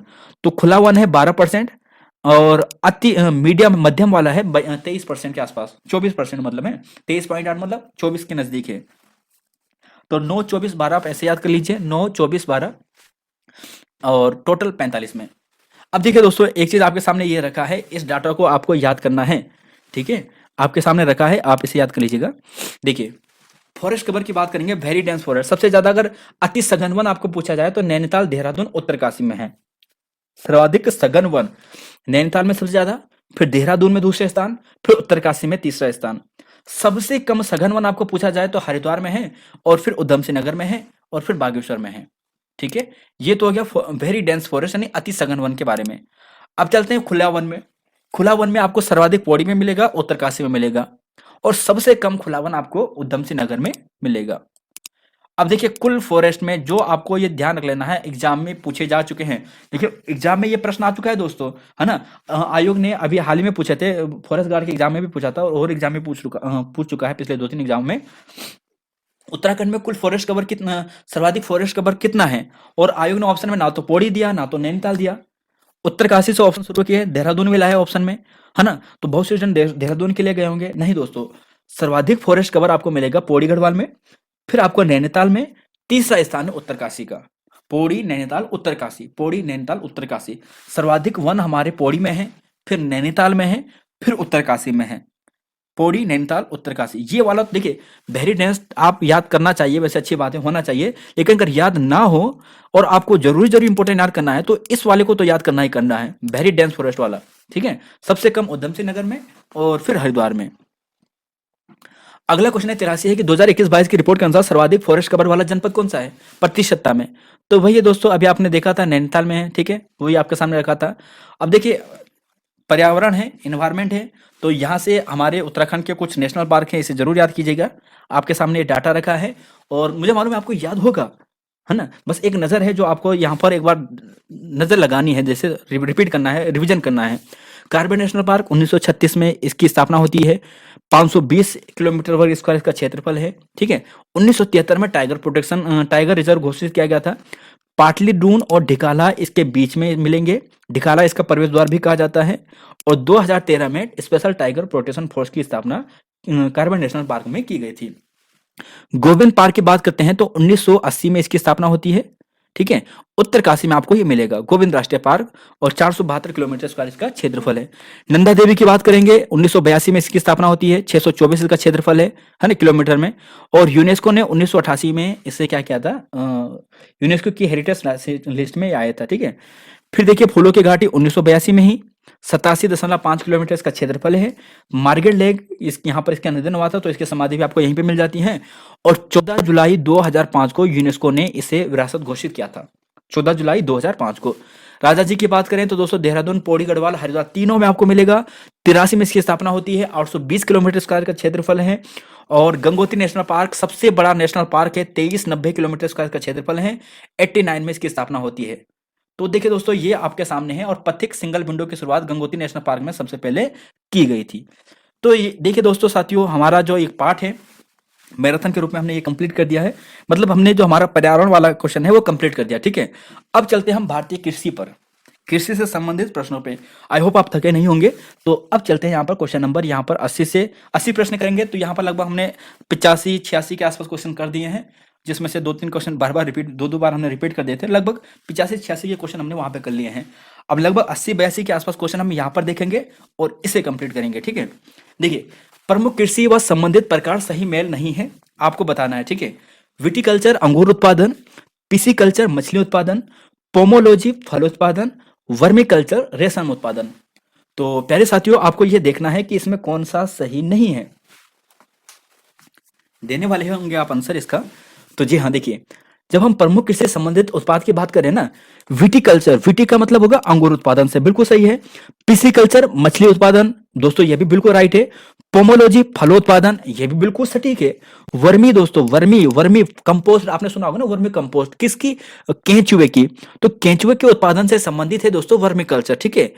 और अगला क्वेश्चन है शहद उत्पादन, यानी जो हम मधुमक्खी पालन जो हम कह रहे हैं, इससे संबंधित कौन सा यहाँ पर विज्ञान क्षेत्र होगा?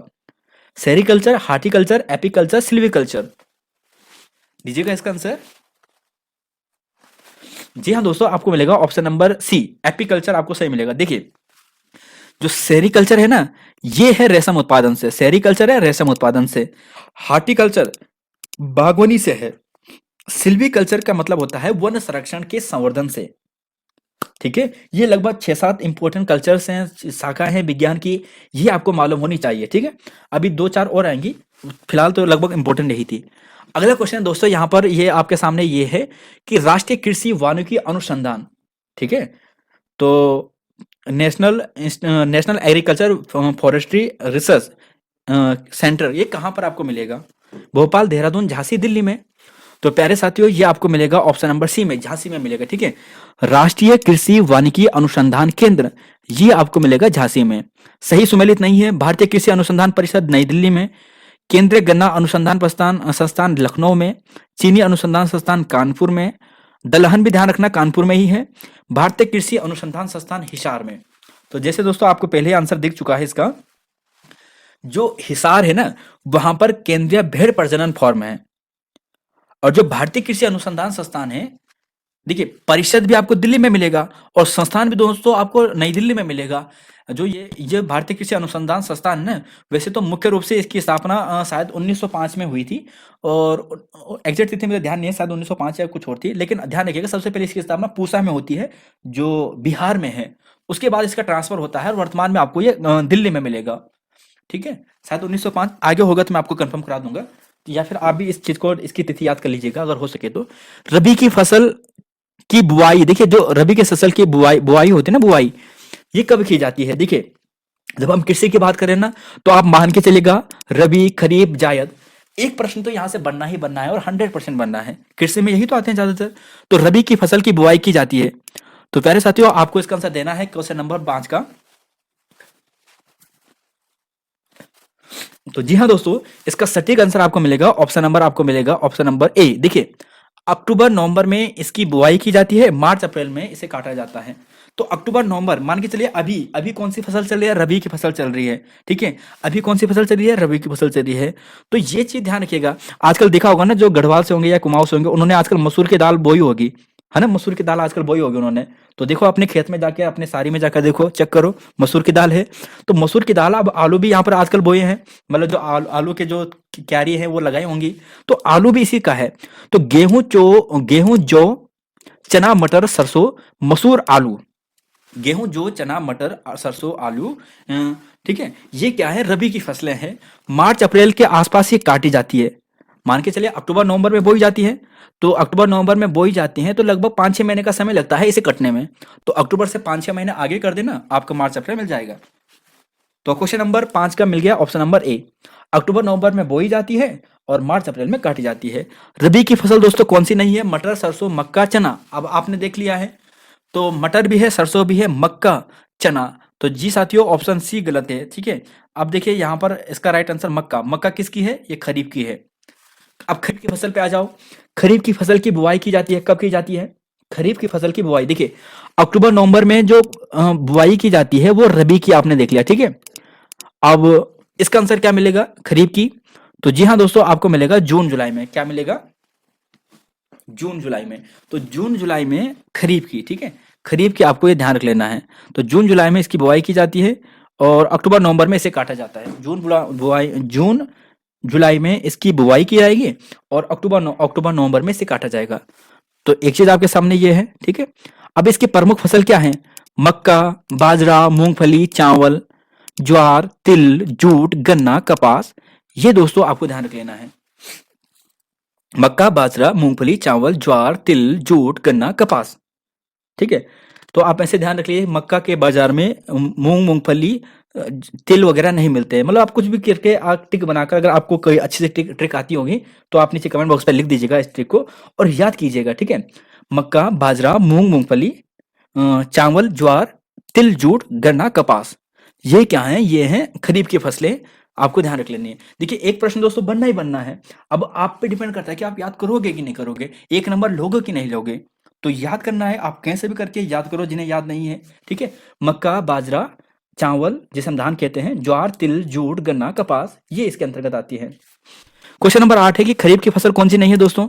तो खरीफ की फसल आपको मिलेगी खीरा नहीं मिलेगा। अब देखिए खीरा जो आते हैं ना वो खरीफ की फसल, देखिए खरीफ इसे जायद कहते हैं, ठीक है। ये जायद की खरीफ नहीं है, जायद की है, ठीक है। जायद, जायद फसल की बात करते हैं तो ये मार्च अप्रैल में बोई जाती है और कटाई जून जुलाई में होती है। तो तरबूज, खरबूज, ककड़ी, खीरा, जो ये पानी वाली फसलें होती हैं ना जिनमें पानी होता है, तरबूज में, खरबूज में, ककड़ी में, खीरा में, तो ये आती है जायद की फसलें के रूप में। तो क्वेश्चन नंबर 7 8 ये हो चुका है। अच्छा, अगले क्वेश्चन पे चलेंगे 9 10, ठीक है। जरा सा यहाँ पर मैं चार्ज लगाता हूँ, 2 सेकंड रुक जाए, ठीक है। थोड़ा चार्ज खत्म हो गया इसका, डेली होंगे ना सबके इसके। क्वेश्चन नंबर 9 और 10 पे देखते हैं। देखिए राष्ट्रीय डेयरी अनुसंधान संस्थान कहाँ पर है। तो आप कहोगे कि जो करनाल है ना, ये वहां पर आपको मिलेगा, हरियाणा में आपको मिलेगा, ठीक है। अब जरा यहाँ पर देखिए, देखिए जो त्रिची है ना, त्रिची तमिलनाडु, राष्ट्रीय केला जो अनुसंधान संस्थान है, राष्ट्रीय केला अनुसंधान संस्थान, ये त्रिची में आपको मिलेगा। आनंद गुजरात की बात करते हैं, राष्ट्रीय डेयरी विकास संस्थान मिलेगा, विकास बोर्ड आपको मिलेगा। और शिमला की बात करें तो ये आपको मिलेगा केंद्रीय आलू अनुसंधान संस्थान। आलू कहाँ के हैं फेमस, शिमला के फेमस है। तो आलू अनुसंधान संस्थान शिमला में है। डेयरी विकास बोर्ड आपको पूछा जाए तो आनंद गुजरात में है। और डेयरी अनुसंधान संस्थान आपको पूछा जाए तो ये करनाल हरियाणा में है। अच्छा, केंद्रीय कॉफी की बात करते हैं। देखिए कॉफी की बात करते हैं, केंद्रीय कॉफी, ये अनुसंधान संस्थान कहाँ पर है। तो केंद्रीय कॉफी अनुसंधान संस्थान दोस्तों आपको मिलेगा चिकमंगलुरु, कर्नाटक में मिलेगा। अब जरा यहाँ पर देखिए, जो राजमुंद्री है, राजमुंद्री में दोस्तों तंबाकू अनुसंधान केंद्र है। अच्छा, चावल अनुसंधान संस्थान की बात करें तो ये कटक में आपको मिलेगा। और विश्व आपको पूछा जाए तो ये फिलीपींस में आपको मिलेगा, फिलीपींस के मनीला में आपको मिलेगा, है ना। तो मनीला में विश्व चावल संस्थान आपको मिलेगा, है ना, चावल शोध संस्थान का। और भारत का राष्ट्रीय चावल अनुसंधान संस्थान आपको कटक में मिलेगा। और जयपुर में दोस्तों कजरी आपको मिलेगा, वो सॉरी जोधपुर में है वो। तो क्वेश्चन नंबर चलेंगे 11 पे 12 पे। देखिए अब ये देखिए, भारत में झूम खेती है। और झूम जो मुख्यतः होते हैं ना दोस्तों, ये असम के लिए हम कहते हैं, असम में जो मुख्यतः इसे हम झूम के नाम से जानते हैं। और उत्तराखंड में भी हम इसे झूम खेती भी कह देते हैं अक्सर। आपको ये बताना है कि प्रचलित नाम है और उस जगह में इसे मुख्यतः किस नाम से जानते हैं, और ये सही सुमेलित नहीं है। देखिए कुमारी की बात करेंगे तो पश्चिमी घाट दोस्तों, ये बिल्कुल सही है। पश्चिमी घाट में झूम खेती को कुमारी नाम से जानते हैं। झूम खेती का मतलब क्या होता है, देखिए झूम खेती का मतलब जैसे यहाँ पर खेती कर रहे हैं, यहाँ पर खेती कर रहे हैं, यहाँ पर एक बार खेती कर रहे हैं। तो पहले यहाँ पर उन्होंने खेती की, तो खेती करने के बाद जो भी फसल लगी तो यहाँ पर इसे जला दिया और फिर दूसरी जगह पे चले गए। फिर यहाँ पर उन्होंने खेती की, जब किया फिर उसके बाद क्या गया, इसे जलाकर फिर आगे चले गए। फिर ऐसे करते रहते हैं ये, ठीक है। तो झूम खेती ये होती है, एक जगह से हटकर दूसरी जगह में, और उस जगह को वहां से क्या करते हैं, हटा देते हैं। तो क्वेश्चन नंबर 12 की बात करें, लाल क्रांति का संबंध किससे है। देखिए लाल क्रांति, अच्छा ये इसका आंसर आप भी देख रहा था। पोंडू पेंडा की बात करें, ये आंध्र प्रदेश में सही है। वाल्तरे की बात करें दोस्तों, राजस्थान में। दीपा मध्य प्रदेश में नहीं है दोस्तों। देखिए दीपा आपको मिलेगा छत्तीसगढ़ में, बस्तर जिला छत्तीसगढ़ में। मध्य प्रदेश में ढाइया और बेवार कहते हैं, क्या कहते हैं, ढाइया और बेवार। लाल क्रांति का संबंध किससे है दोस्तों, देखिए कृषि से संबंधित है, ये क्रांतियां हैं कृषि से संबंधित। सेब, बांस, टमाटर या मसाला उत्पादन। तो यहां आपका आंसर मिलेगा ऑप्शन नंबर सी, टमाटर मिलेगा। देखिए अब जरा यहां पर देखिए, मांस उत्पादन को हम गुलाबी क्रांति के नाम से जानते हैं, ठीक है। सामान्यतः गुलाबी क्रांति मांस उत्पादन। अच्छा, लाल क्रांति है टमाटरों से संबंधित। और मसाला उत्पादन या की जो क्रांति होती है वो बादाम क्रांति से संबंधित है, बादामी क्रांति से। बादामी क्रांति, मसाला उत्पादन। अच्छा क्वेश्चन है, क्वेश्चन नंबर 13 14। देखिए प्रमुख क्रांति उनके उद्देश्य से सही मेल नहीं है। हरित क्रांति खाद्यान्न उत्पादन, श्वेत क्रांति दुग्ध उत्पादन, नीली क्रांति झींगा मछली उत्पादन, और पीली क्रांति तिलहन क्रांति। तो जी हाँ, आप कहेंगे ऑप्शन नंबर सी गलत है। देखिए हरित क्रांति में तो गेहूं, जो मतलब गेहूं हो गया है, चावल हो गया है ना, ये सारे फसल आ जाते हैं। तो खाद्यान्न उत्पादन बिल्कुल सही है। श्वेत क्रांति दुग्ध उत्पादन, ये सही है। नीली क्रांति दोस्तों यहाँ पर ये मत्स्य उत्पादन है, केवल झींगा मछली नहीं, ठीक है। झींगा मछली शायद गुलाबी क्रांति या किसी और से संबंधित है। अभी इसका प्रश्न मैंने रखा था, मैं भूल चुका अभी इसका नाम। तो बताएगा आप नीचे कमेंट बॉक्स में, झींगा क्रांति का, झींगा मछली उत्पादन का संबंध किससे है, जरा बताएगा तब तक कमेंट में। पीली क्रांति है तिलहन क्रांति से, ठीक है, तिलहन क्रांति से। ऊन उत्पादन, चमड़ा, उर्वरक, ये क्रांति किससे है बताइएगा। ऊन उत्पादन, चमड़ा, उर्वरक। चाहे हम ऊन उत्पादन की बात करें, चाहे चमड़ा उत्पादन की बात करें, चाहे उर्वरक उत्पादन की बात करें, तो देखिए दोस्तों इसे कहेंगे हम भूरी क्रांति से। क्या कहेंगे, भूरी क्रांति से, ठीक है। अब जरा यहां पर आप देखिए, देखिए हाँ, झींगा मछली गुलाबी क्रांति से ही सही है, ठीक है। देखो प्याज की बात करेंगे चाहे झींगा मछली की बात करेंगे तो ये गुलाबी क्रांति से संबंधित है। सिल्वर क्रांति की बात करें तो ये अंडा उत्पादन से है। और इंद्रधनुष क्रांति की बात करें तो ये संपूर्ण कृषि से है। अनाजों की रानी के नाम से हम किसे जानते हैं? अनाजों की रानी से, तो अनाजों की रानी से दोस्तों हम जानते हैं मक्का को। अब देखिए अनाजों की रानी मक्का को कहते हैं। अगर ऐसा पूछा जाए मसालों की रानी किसे कहेंगे? मसालों की रानी, मसालों की रानी बताएगा कमेंट बॉक्स में, मसालों की रानी हम किसे कहते हैं, ठीक है, मसालों की रानी किसे कहते हैं। अच्छा मक्का की बात करते हैं, तो मक्का का सर्वाधिक उत्पादक वाला देश कौन सा है, जरा कमेंट बॉक्स में बताएगा। मक्का उत्पादन में नंबर वन देश कौन सा है? देखिए यहाँ पर आज जो आपके सामने रखे ना, ये बेसिक प्रश्न है।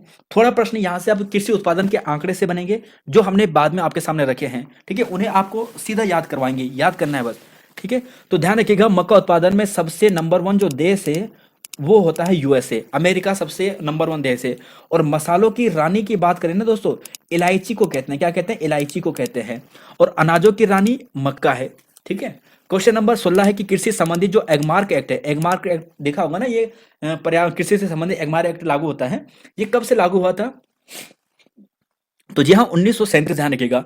कृषि संबंधी जो एगमार्क एक्ट है, एगमार्क एक्ट होता है ये 1937 से लागू होता है, ठीक है। क्वेश्चन नंबर 17, 18, 19 से लेकर 21 तक देखिए। अब ये थोड़ा वन लाइनर है, जो चीज आपको ध्यान रखनी है। राष्ट्रीय खाद्य सुरक्षा अधिनियम का पारित किया गया, जो फैक्ट वाले हैं डायरेक्ट रटने हैं। राष्ट्रीय खाद्य सुरक्षा जो अधिनियम है दोस्तों, ये 2013 में पारित किया गया। कब पारित किया गया है? 2013 में।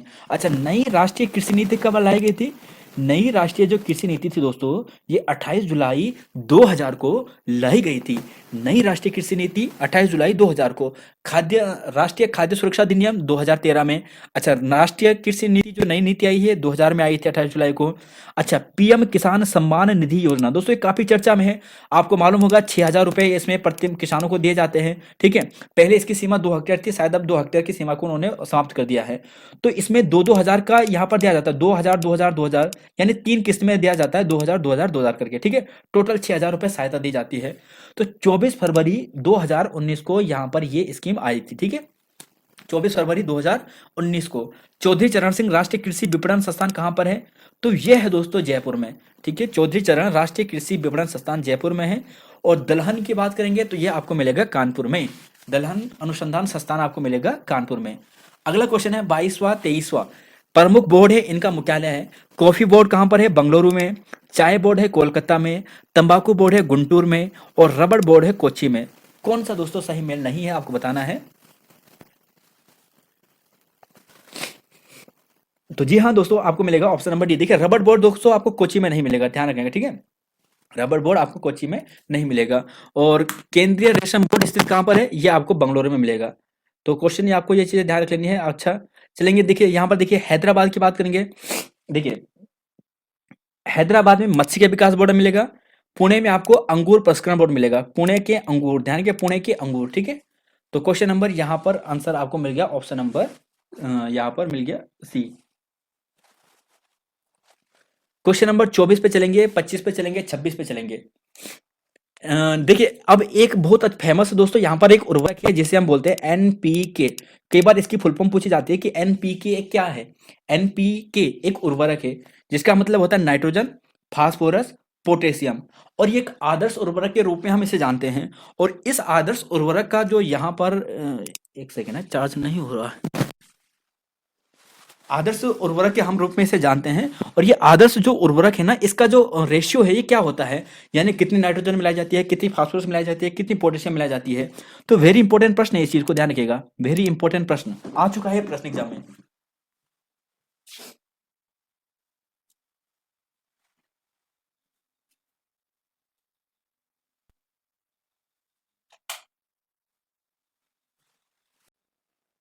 तो यहाँ पर दोस्तों अगर इसके आंसर की बात करें ना, आपको मिलेगा ऑप्शन नंबर जो बी देख रहे हैं ना, 4:2:1। मतलब 4 अनुपात की बात करें तो आपको नाइट्रोजन मिलेगा, 2 अनुपात में आपको फास्फोरस मिलेगा, और 1 अनुपात में आपको पोटेशियम मिलने वाला है। तो ध्यान रखिएगा 4:2:1 इसका सही आंसर होने वाला है। अच्छा कृषक का मित्र किसे कहते हैं? आप सभी कहेंगे कृषक का मित्र कहते हैं केचुए को। और जो गरीब की जो गाय है ना, गरीब की गाय, गरीब की गाय, तो गरीब की जो गाय है वो कहते हैं बकरी को। गरीब की गाय बकरी को कहते हैं, कृषक का मित्र केचुआ को कहते हैं, ठीक है। और अभी आपको शुरुआत में बताया था दो चीजें कि मसालों की रानी बोलते हैं इलायची को, है ना। और अनाजों की रानी की बात करें तो मक्का को कहते हैं। क्वेश्चन नंबर 26 से विश्व का सबसे बड़ा दुग्ध उत्पादक देश कौन सा है? तो देखिए दोस्तों, जो हमारा भारत है वो विश्व का सबसे बड़ा दुग्ध उत्पादक देश है।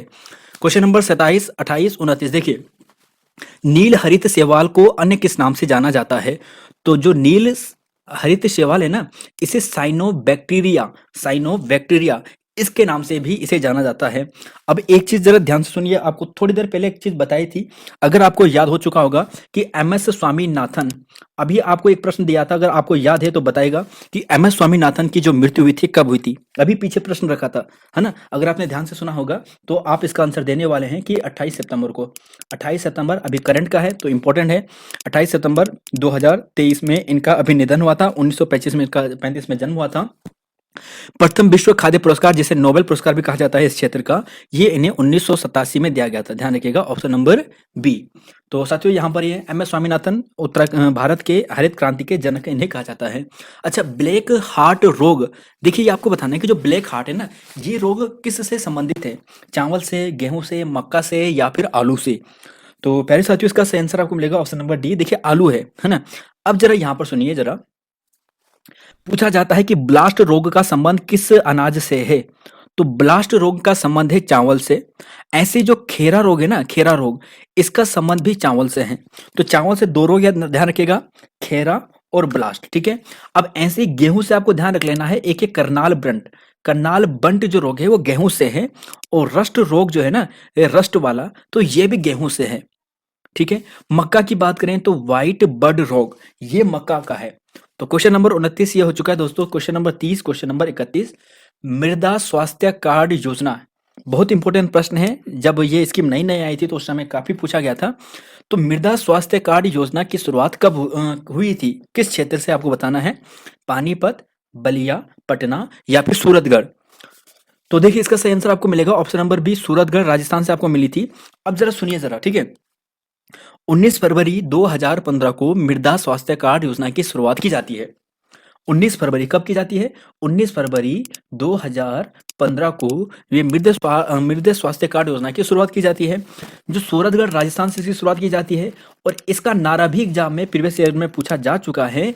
इसका नारा था स्वस्थ धरा हेत हरा, ठीक है, स्वस्थ धरा हेत हरा। अगला क्वेश्चन है, विश्व में हरित क्रांति का जनक किसे कहा जाता है? देखिए, विश्व में हरित क्रांति का जनक किसे कहा जाता है? तो पहले साथियों ऑप्शन नंबर आपको बी मिलेगा, नॉर्मन बोरलॉग को कहा जाता है। अच्छा, जो नॉर्मन बोरलॉग और यहाँ पर कोई और थे एक व्यक्ति, उनके द्वारा ही जो विश्व खाद्य पुरस्कार है ना 1987 में, ये शुरू किया गया था और एम एस स्वामीनाथन को सबसे पहले दिया गया था। और एम एस स्वामीनाथन की बात करें तो दोस्तों, भारत में हरित क्रांति के जनक हैं। हरित क्रांति शब्द किसने दिया था? तो जो विलियम गॉड है ना, इन्होंने हरित क्रांति शब्द दिया था। जो ग्रीन रेवोल्यूशन है ये शब्द विलियम गॉड ने दिया था। तो 31वां क्वेश्चन भी हो चुका है। अब 32वें क्वेश्चन पे चलेंगे। ब्लैक क्रांति का संबंध किससे है? ब्लैक क्रांति का संबंध, क्वेश्चन नंबर यहाँ पर आप 32 है। तो देखिए, ब्लैक क्रांति का संबंध दोस्तों जो आपको मिलेगा ना, ब्लैक, तो ये आपको मिलेगा यहाँ पर ऑप्शन नंबर डी, पेट्रोलियम से, जो डीजल हैं या फिर जो बायोडीजल है उनसे संबंधित होती है ब्लैक क्रांति, ठीक है। तो क्वेश्चन नंबर यहाँ पर ये है। अच्छा चलिए यहाँ पर एक चीज देखिए, तिलहन होता है पीली क्रांति से, बागवानी होता है सुनहरी क्रांति से, और जो गोल क्रांति अगर आपको पूछा जाए ना, तो ये आपको ध्यान रख लेना है यहाँ पर आलू से। क्वेश्चन नंबर 33 है कि 1970 में ऑपरेशन फ्लड बनाने वाले वर्गीस कुरियन का संबंध किस क्षेत्र से है? वर्गीस कुरियन का संबंध, जो देखिए सबसे पहले तो ऐसा पूछा जाता है कि ऑपरेशन फ्लड क्या है, किससे संबंधित है ऑपरेशन फ्लड? तो देखिए ऑपरेशन फ्लड का जो संबंध है वो दुग्ध से है। और ऑपरेशन फ्लड के संस्थापक या दुग्ध के, भारत में जो दुग्ध पुरुष के नाम से हम जिसे जानेंगे, मतलब जिन्होंने दुग्ध के विस्तार में बहुत अच्छा काम किया था, तो ये हैं वर्गीस कुरियन। और दुग्ध उत्पादन से दोस्तों इनका ये संबंध है, ठीक है। ऑपरेशन फ्लड ध्यान रख लेना है, वर्गीस कुरियन दुग्ध से है। क्वेश्चन नंबर 34 है कि हरित क्रांति का सर्वाधिक प्रभाव किस फसल पर पड़ा था? तो देखिए दोस्तों, हरित क्रांति का सर्वाधिक प्रभाव जो पड़ा था वो गेहूं पर पड़ा था। फिर दूसरी प्रमुख किस्म थी धान थी। तो नंबर 1 गेहूं था, दूसरा धान था, सर्वाधिक गेहूं पर पड़ा, ध्यान रखिएगा। 1966-67 में इसकी शुरुआत की गई थी। 35वां क्वेश्चन है कि भारत में क्रियाशील औसत जोतों का आकार 2010 और 11 के आंकड़ों के अनुसार कितना है? औसत जोत का आकार। तो देखिए औसत जोत का आकार दोस्तों आपको मिलेगा 1.15 हेक्टेयर। सुनिए एक बार ध्यान से, 1.15 हेक्टेयर औसत जोत का आकार है। अब जो 1 हेक्टेयर से कम है ना, 1 हेक्टेयर से कम को हम बोलते हैं सीमांत जोत के नाम से। पूछा जाता है कि सीमांत जोत की वैल्यू कितनी होती है।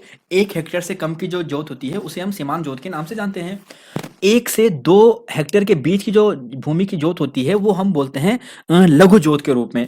ठीक है। अब एक आता है 2 से लेकर 10 तक। 2 से लेकर 10 तक की जो जोत होती है उसे हम मध्यम जोत के नाम से जानते हैं, मध्यम जोत के नाम से। और जो 10 हेक्टेयर से ऊपर होती है उसे हम बड़ी जोत के नाम से जानते हैं। 36वां क्वेश्चन है, सर्वप्रथम कृषि संगणना कराई गई थी। तो देखिए 1970-71 में सर्वप्रथम कृषि संगणना करवाई गई थी। भारतीय बीज अधिनियम पारित किया गया था। तो 1966 में भारतीय बीज अधिनियम पारित किया गया था। अच्छा, राष्ट्रीय बीज निगम की स्थापना कब होती है? राष्ट्रीय बीज निगम तो 1963 में इसकी स्थापना होती है। मुझे मालूम है थोड़ा जल्दी जल्दी चले गए तो आपको याद नहीं होगा, एक बार फिर से रिवाइज करवाता हूँ। ठीक है। जो औसत जोत का आकार है वो 1.15 हेक्टेयर के आसपास है। ठीक है। सीमांत जोत 1 हेक्टेयर से कम, 1 से 2 तक लघु जोत, 2 से 10 तक मध्यम जोत और 10 हेक्टेयर से ऊपर बड़ी जोत। ठीक है। सबसे पहली कृषि संगणना 1970-71 में कराई गई थी। भारतीय बीज अधिनियम 1966 में पारित किया गया था। अब याद कैसे करना है, भारतीय बीज अधिनियम कब, जब हरित क्रांति की शुरुआत हुई थी 1966 में, तो उसी समय भारतीय बीज अधिनियम पारित किया गया था। और राष्ट्रीय बीज निगम की बात करें तो उससे 3 साल पहले चले जाना 63 में। अच्छा, नाबार्ड की स्थापना दोस्तों कब हुई है, ये आपको बताना है कब हुई थी नाबार्ड की स्थापना। एक प्रश्न नाबार्ड से हर अक्सर एग्जाम में बनता रहता है नाबार्ड से। तो नाबार्ड की स्थापना कब होती है? तो जी हाँ साथियों, नाबार्ड की स्थापना होती है 12 जुलाई 1982 को। अब जरा यहाँ पर सुनिए दोस्तों, ठीक है। नाबार्ड की सबसे पहले तो फुल फॉर्म पूछी जाती है। इसकी जो फुल फॉर्म है वो है national bank for agriculture and rural development. क्या फुल फॉर्म है? National bank for agriculture and rural development. ठीक है। 12 जुलाई 1982 को इसकी स्थापना होती है। अच्छा, इस बैंक की स्थापना से पहले दोस्तों एक समिति बनाई जाती है। उस समिति की सिफारिश पर ही नाबार्ड की स्थापना की जाती है। और यह जो समिति थी, इस समिति का नाम था शिवरमन समिति। क्या नाम था? शिवरमन समिति। तो शिवरमन समिति के उस पे, और वर्तमान इसके दोस्तों जो चेयरमैन है वो केवी शाह है। ठीक है, केवी शाह। क्वेश्चन नंबर है 40 है, कृषि लागत मूल्य आयोग की स्थापना कब हुई थी? तो देखिए कृषि लागत मूल्य आयोग की जो स्थापना होती है ना, ये होती है 1965 में। ठीक है। अब देखिए इसका जो वर्तमान नाम है जो सीएसीपी है, वैसे पहले इसका नाम था कृषि मूल्य आयोग। ठीक है, कृषि मूल्य आयोग था पहले, जो 1 जनवरी 1965 को इसकी स्थापना होती है। अब 1985 में दोस्तों इसका नाम परिवर्तन होता है, जो वर्तमान में आप देख रहे हैं सीएसीपी, कृषि लागत मूल्य आयोग। ठीक है, ये वर्तमान नाम इसका परिवर्तन है। यही एमएसपी को लागू करती है कि एमएसपी कितना है, क्या है वर्तमान में। ठीक है। अच्छा, एक चीज ध्यान रखिएगा दोस्तों, यहां पर मैं ये प्रश्न रख नहीं पाया हूं, आप कोशिश करना गेहूं की, धान की, गन्ना की। ठीक है, गेहूं, धान, गन्ना, इन तीनों की जो एमएसपी है ना, इसे याद करके नेट में डाटा सर्च करना कि वर्तमान एमएसपी कितनी है, वो याद कर लेना। ठीक है। और एक बाजरा भी ध्यान रख लेगा, बाजरा भी अक्सर पूछ लिया जाता है, क्योंकि बाजरा वर्तमान में क्या है, 2023 में यूएन का वर्ष है ना, तो बाजरा भी याद कर लेगा। इन 4 चीजों की एमएसपी वर्तमान में कितनी है, तो वो याद कर लेना। ठीक है, एमएसपी मिनिमम सेलिंग जो प्राइस होती है वो कितनी होगी। और राष्ट्रीय किसान आयोग, देखिए 2004 में राष्ट्रीय किसान आयोग का गठन होता है। ठीक है, राष्ट्रीय किसान आयोग 2004 में। 1985 में सीएसीपी का नाम चेंज होता है पहले किसान आयोग से। और किसान आयोग की अगर पूछा जाए तो 1965 आपको ध्यान रख लेना है। किसान क्रेडिट कार्ड दोस्तों, देखिए किसान क्रेडिट कार्ड की शुरुआत कब हुई थी? किसान क्रेडिट कार्ड की शुरुआत प्यारे साथियों कब हुई थी? तो जी हाँ, आप देंगे ऑप्शन नंबर सी पे। ठीक है, 1998-99 में, 1998-99 में किसान क्रेडिट कार्ड योजना की शुरुआत हुई थी। और जो किसान कॉल सेंटर है ना, इसकी शुरुआत होती है 2004 में, 21 जनवरी, ये तो याद करने की जरूरी नहीं है, लेकिन आप ध्यान रखिएगा जनवरी 2004 में किसान कॉल सेंटर की शुरुआत जनवरी 2004 में। ठीक है। राष्ट्रीय कृषक नीति कब अपनाई गई थी, पूछा गया प्रश्न है एग्जाम में कई बार। 2007 में, राष्ट्रीय कृषक नीति 2007 में। और इसका जो मोबाइल नंबर है ना किसान कॉल सेंटर का, 1551। सोया प्रदेश के नाम से दोस्तों किसे जानते हैं? सोया प्रदेश के नाम से, तो प्यारे साथियों सोया प्रदेश हम बोलते हैं मध्य प्रदेश को। किसे बोलते हैं? मध्य प्रदेश को। ठीक है, मध्य प्रदेश को सोया प्रदेश के नाम से हम जानते हैं। अच्छा, कपास की मिट्टी के लिए उपयुक्त, कपास की खेती के लिए उपयुक्त मिट्टी कौन सी है? कपास का उत्पादन किस मिट्टी में होता है सर्वाधिक? कपास का। तो प्यारे साथियों आपको मिलेगा यहाँ पर ऑप्शन डी, यानी बी एंड सी। देखिए काली मिट्टी, रेगुर मिट्टी दोनों एक ही नाम है। इनका मिट्टी एक है, नाम अलग अलग है। चाहे आप काली मिट्टी बोलो चाहे रेगुर मिट्टी बोलो, दोनों सेम ही है, ठीक है। यानी इसका दूसरा नाम है रेगुर मिट्टी। तो पूछा भी जाता है रेगुर मिट्टी कपास की खेती के लिए उपयुक्त है, काली मिट्टी कपास की खेती के लिए उपयुक्त है। वैसे ऑप्शन में एक ही आएगा, लेकिन आपको ध्यान रख लेना दोनों एक ही मिट्टी है। टिक्का रोग दोस्तों किससे संबंधित है? टिक्का रोग पूछा जा चुका है खेतों में, टिक्का रोग किससे होता है? तो देखिए दोस्तों, टिक्का जो रोग होता है ना, ये मूंगफली पर होता है। किस पे होता है? मूंगफली पर होता है। हरित क्रांति की शुरुआत किस पंचवर्षीय योजना में शुरू हुई थी? तो 1966-67 आपको मालूम होगा, 66-67 में होती है ना, तो कौन सी आएगा? तो आप कहोगे कि चौथी पंचवर्षीय योजना के अंतर्गत आती है। कौन सी? चौथी पंचवर्षीय योजना के अंतर्गत आती है। अच्छा, धान में खेरा रोग किसकी कमी से होता है? धान है ना, धान चावल, इसमें खेरा रोग किसकी कमी से होता है? देखिए धान में आपने दो चीज देखा था, एक था खेरा रोग और एक था ब्लास्ट रोग। आपको बताया था अभी शुरुआत में, दो रोग आपको ध्यान रखने हैं ध्यान से, एक है खेरा रोग और एक है ब्लास्ट रोग। तो खेरा रोग जो होता है वो जिंक की कमी से होता है। किसकी कमी से? जिंक की कमी से। तो ऑप्शन डी यहाँ पर सही है। क्वेश्चन नंबर दोस्तों 49-50, देखिए भारत का पहला कृषि विज्ञान केंद्र कहाँ पर खोला गया था? शायद ये 1970 के आसपास खोला गया था, एग्जैक्ट डेट मुझे याद नहीं है, लेकिन भारत का पहला कृषि बैंक का केंद्र कहाँ खोला गया था? तो प्यारे साथियों, ये खोला गया था पांडिचेरी में, ठीक है, पांडिचेरी में। तो ऑप्शन नंबर बी यहाँ पर सही है। अब जरा कुछ यहाँ पर है, देखिए, पेडोलॉजी मृदा का अध्ययन, एंथोलॉजी फूलों का अध्ययन, विटिकल्चर अंगूरों का अध्ययन, माइकोलॉजी शैवालों का अध्ययन। अब बताएगा जरा इसको। देखिए प्यारे साथियों, ऑप्शन डी गलत है। अब जरा सोचिए जरा यहाँ पर, ठीक है, जो माइकोलॉजी है ना, माइकोलॉजी ये होता है कवकों का अध्ययन। कवक होते हैं ना, फंगी, उनका अध्ययन होता है, ठीक है। माइकोलॉजी कवकों का अध्ययन। अगर आपको शैवालों का अध्ययन पूछा जाए तो फाइकोलॉजी, आप ध्यान रखिएगा, फाइकोलॉजी, फाइकोलॉजी। तो फाइकोलॉजी आपको पूछा जाए तो शैवालों का अध्ययन, कवकों का पूछा जाए तो माइकोलॉजी। अब देखिए 51 से लेकर 58 तक के कुछ इंपॉर्टेंट प्रश्न हैं। पौधों में जाइलम का कार्य क्या होता है? देखिए बेसिक प्रश्न है दोस्तों, ये सिर्फ आपको रिवीजन करना है। पौधों में जाइलम का कार्य क्या होता है? जाइलम का काम होता है जल को जड़ से पत्तियों तक पहुंचाने का कार्य, ठीक है। जो जल है ना, जाइलम का कार्य मतलब जल को ले जाने का, और जल कहां से ले जाएगा? जड़ से तो ले जाएगा, तो जड़ से पत्तियों तक पहुंचाने का कार्य जाइलम का होता है। अब दूसरा होता है फाइलम। पादप में दो चीजें होती है ना, जाइलम फाइलम। फाइलम का काम क्या होता है? फाइलम का कार्य होता है जो भोज्य पदार्थ बना रहा है, जो पत्तियां सूर्य के प्रकाश संश्लेषण की क्रिया से जो भोजन पदार्थ बना रही है ना, उस पदार्थ को पत्तियों के माध्यम से जड़ तक पहुंचाने का। तो फाइलम का कार्य भोजन ले जाने का कार्य, जाइलम का कार्य जल ले जाने का कार्य। जाइलम जड़ से ऊपर की ओर जाएगा, फाइलम ऊपर से नीचे की ओर आएगा। तो ये चीज ध्यान रखिएगा। दूध में दही बनने में सहायक होता है दोस्तों लैक्टोबैसिलस। दूध में दही बनाने का कौन सी बैक्टीरिया के कारण? लैक्टोबैसिलस बैक्टीरिया के कारण। फलों के पकाने में कौन सी गैस का यूज होता है? एथिलीन का यूज होता है। इथिलीन या एथिलीन ध्यान रख लेना है, ठीक है। गाजर का रंग लाल होने का कारण क्या है दोस्तों? गाजर का रंग लाल होने का कारण होता है कैरोटीन। क्या होता है? कैरोटीन, ठीक है। मिर्च का रंग लाल होने का कारण क्या है? मिर्च का रंग होता है, देखो, कैप्थेसिन पाया जाता है, कैप्थेसिन। मिर्च में कैप्थेसिन पाया जाता है। सबसे बड़ा बीजांड कौन सा है दोस्तों? सबसे बड़ा बीजांड है साइकस। क्या है? साइकस। और लाइकेन किससे मिलकर बनता है? लाइकेन कवक और शैवाल। कवक का मतलब माइकोलॉजी, शैवाल का मतलब फाइकोलॉजी। याद हो गया होगा, अभी थोड़ी देर पीछे डिस्कस किया था इनके अध्ययन को। अगला क्वेश्चन है दोस्तों 59 है, धान की खेती के संदर्भ में असत्य कथन का चयन कीजिए। ये उष्ण और आर्द्र जलवायु की फसल है। धान यानी चावल उत्पादन में भारत चीन के बाद दूसरा स्थान रखता है।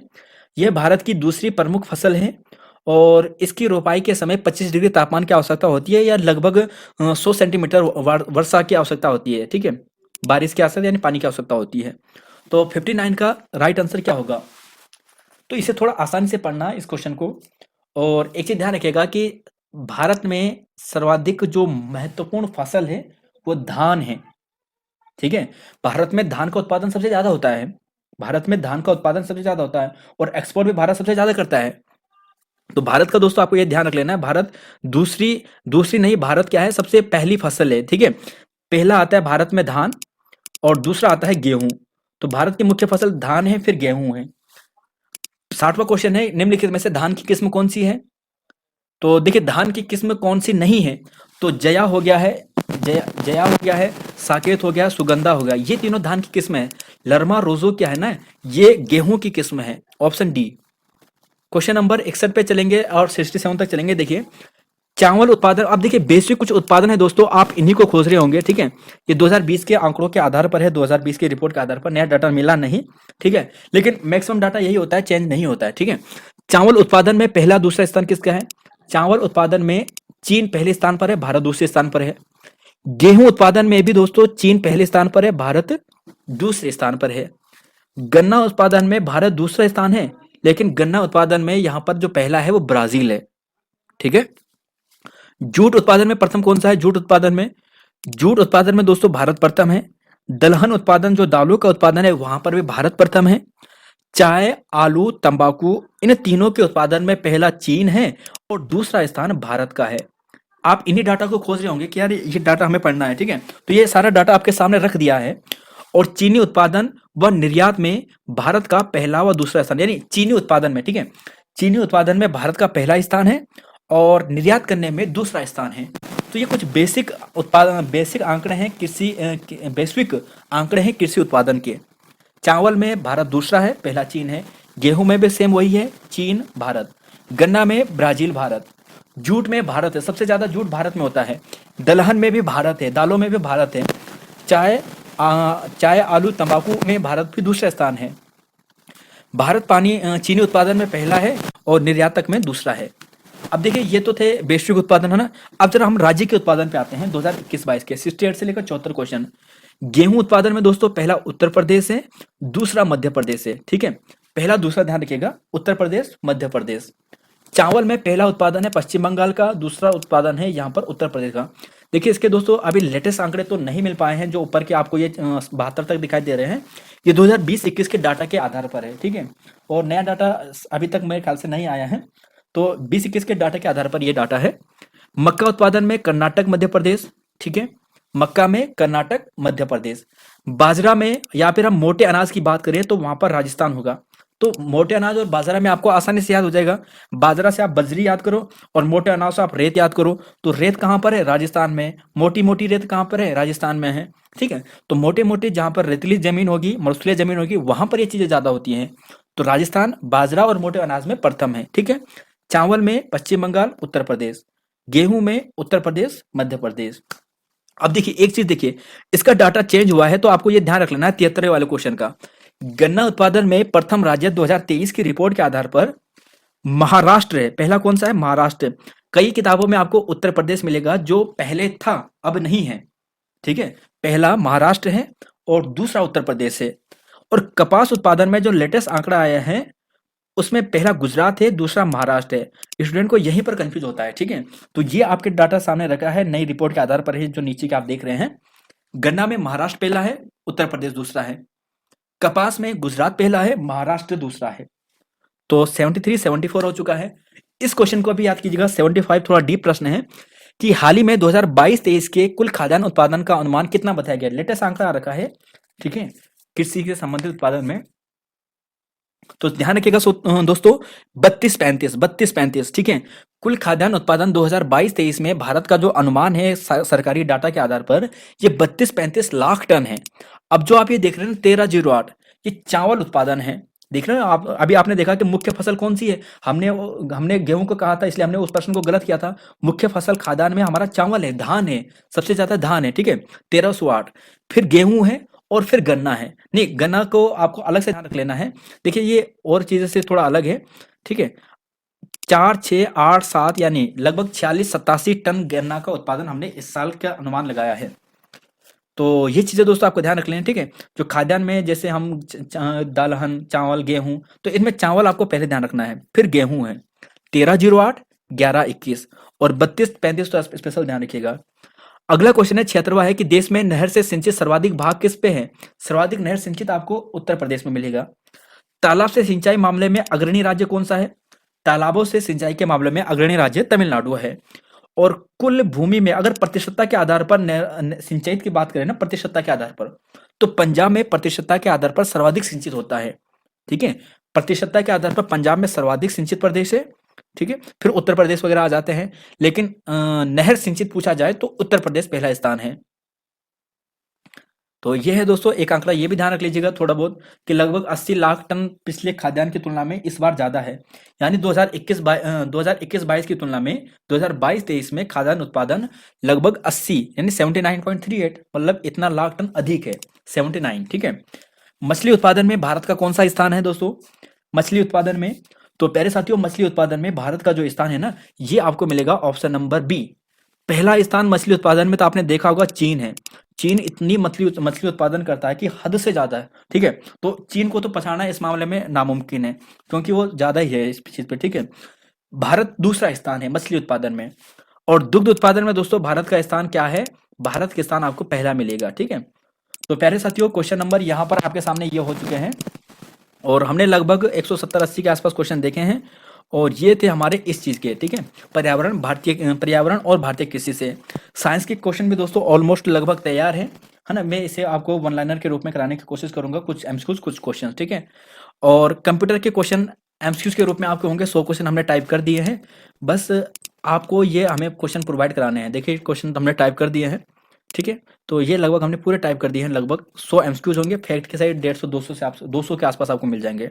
और इसमें लगभग 56 क्वेश्चन वो हैं जो आपको प्रीवियस ईयर में पूछे गए हैं यूकेपीएससी के एग्जाम में। तो इसकी क्लास आपको कुछ देर बाद दूंगा, या कल सुबह, कल तो मुझे कहीं जाना है, कोशिश करूंगा जल्द से जल्द आपको एक क्लास प्रोवाइड करवा दूं। ठीक है। तो नमस्कार साथियों, जय हिंद, आप सभी का धन्यवाद, जय हिंद, नमस्कार। तो मिलेंगे आपको नई वीडियो में। धन्यवाद।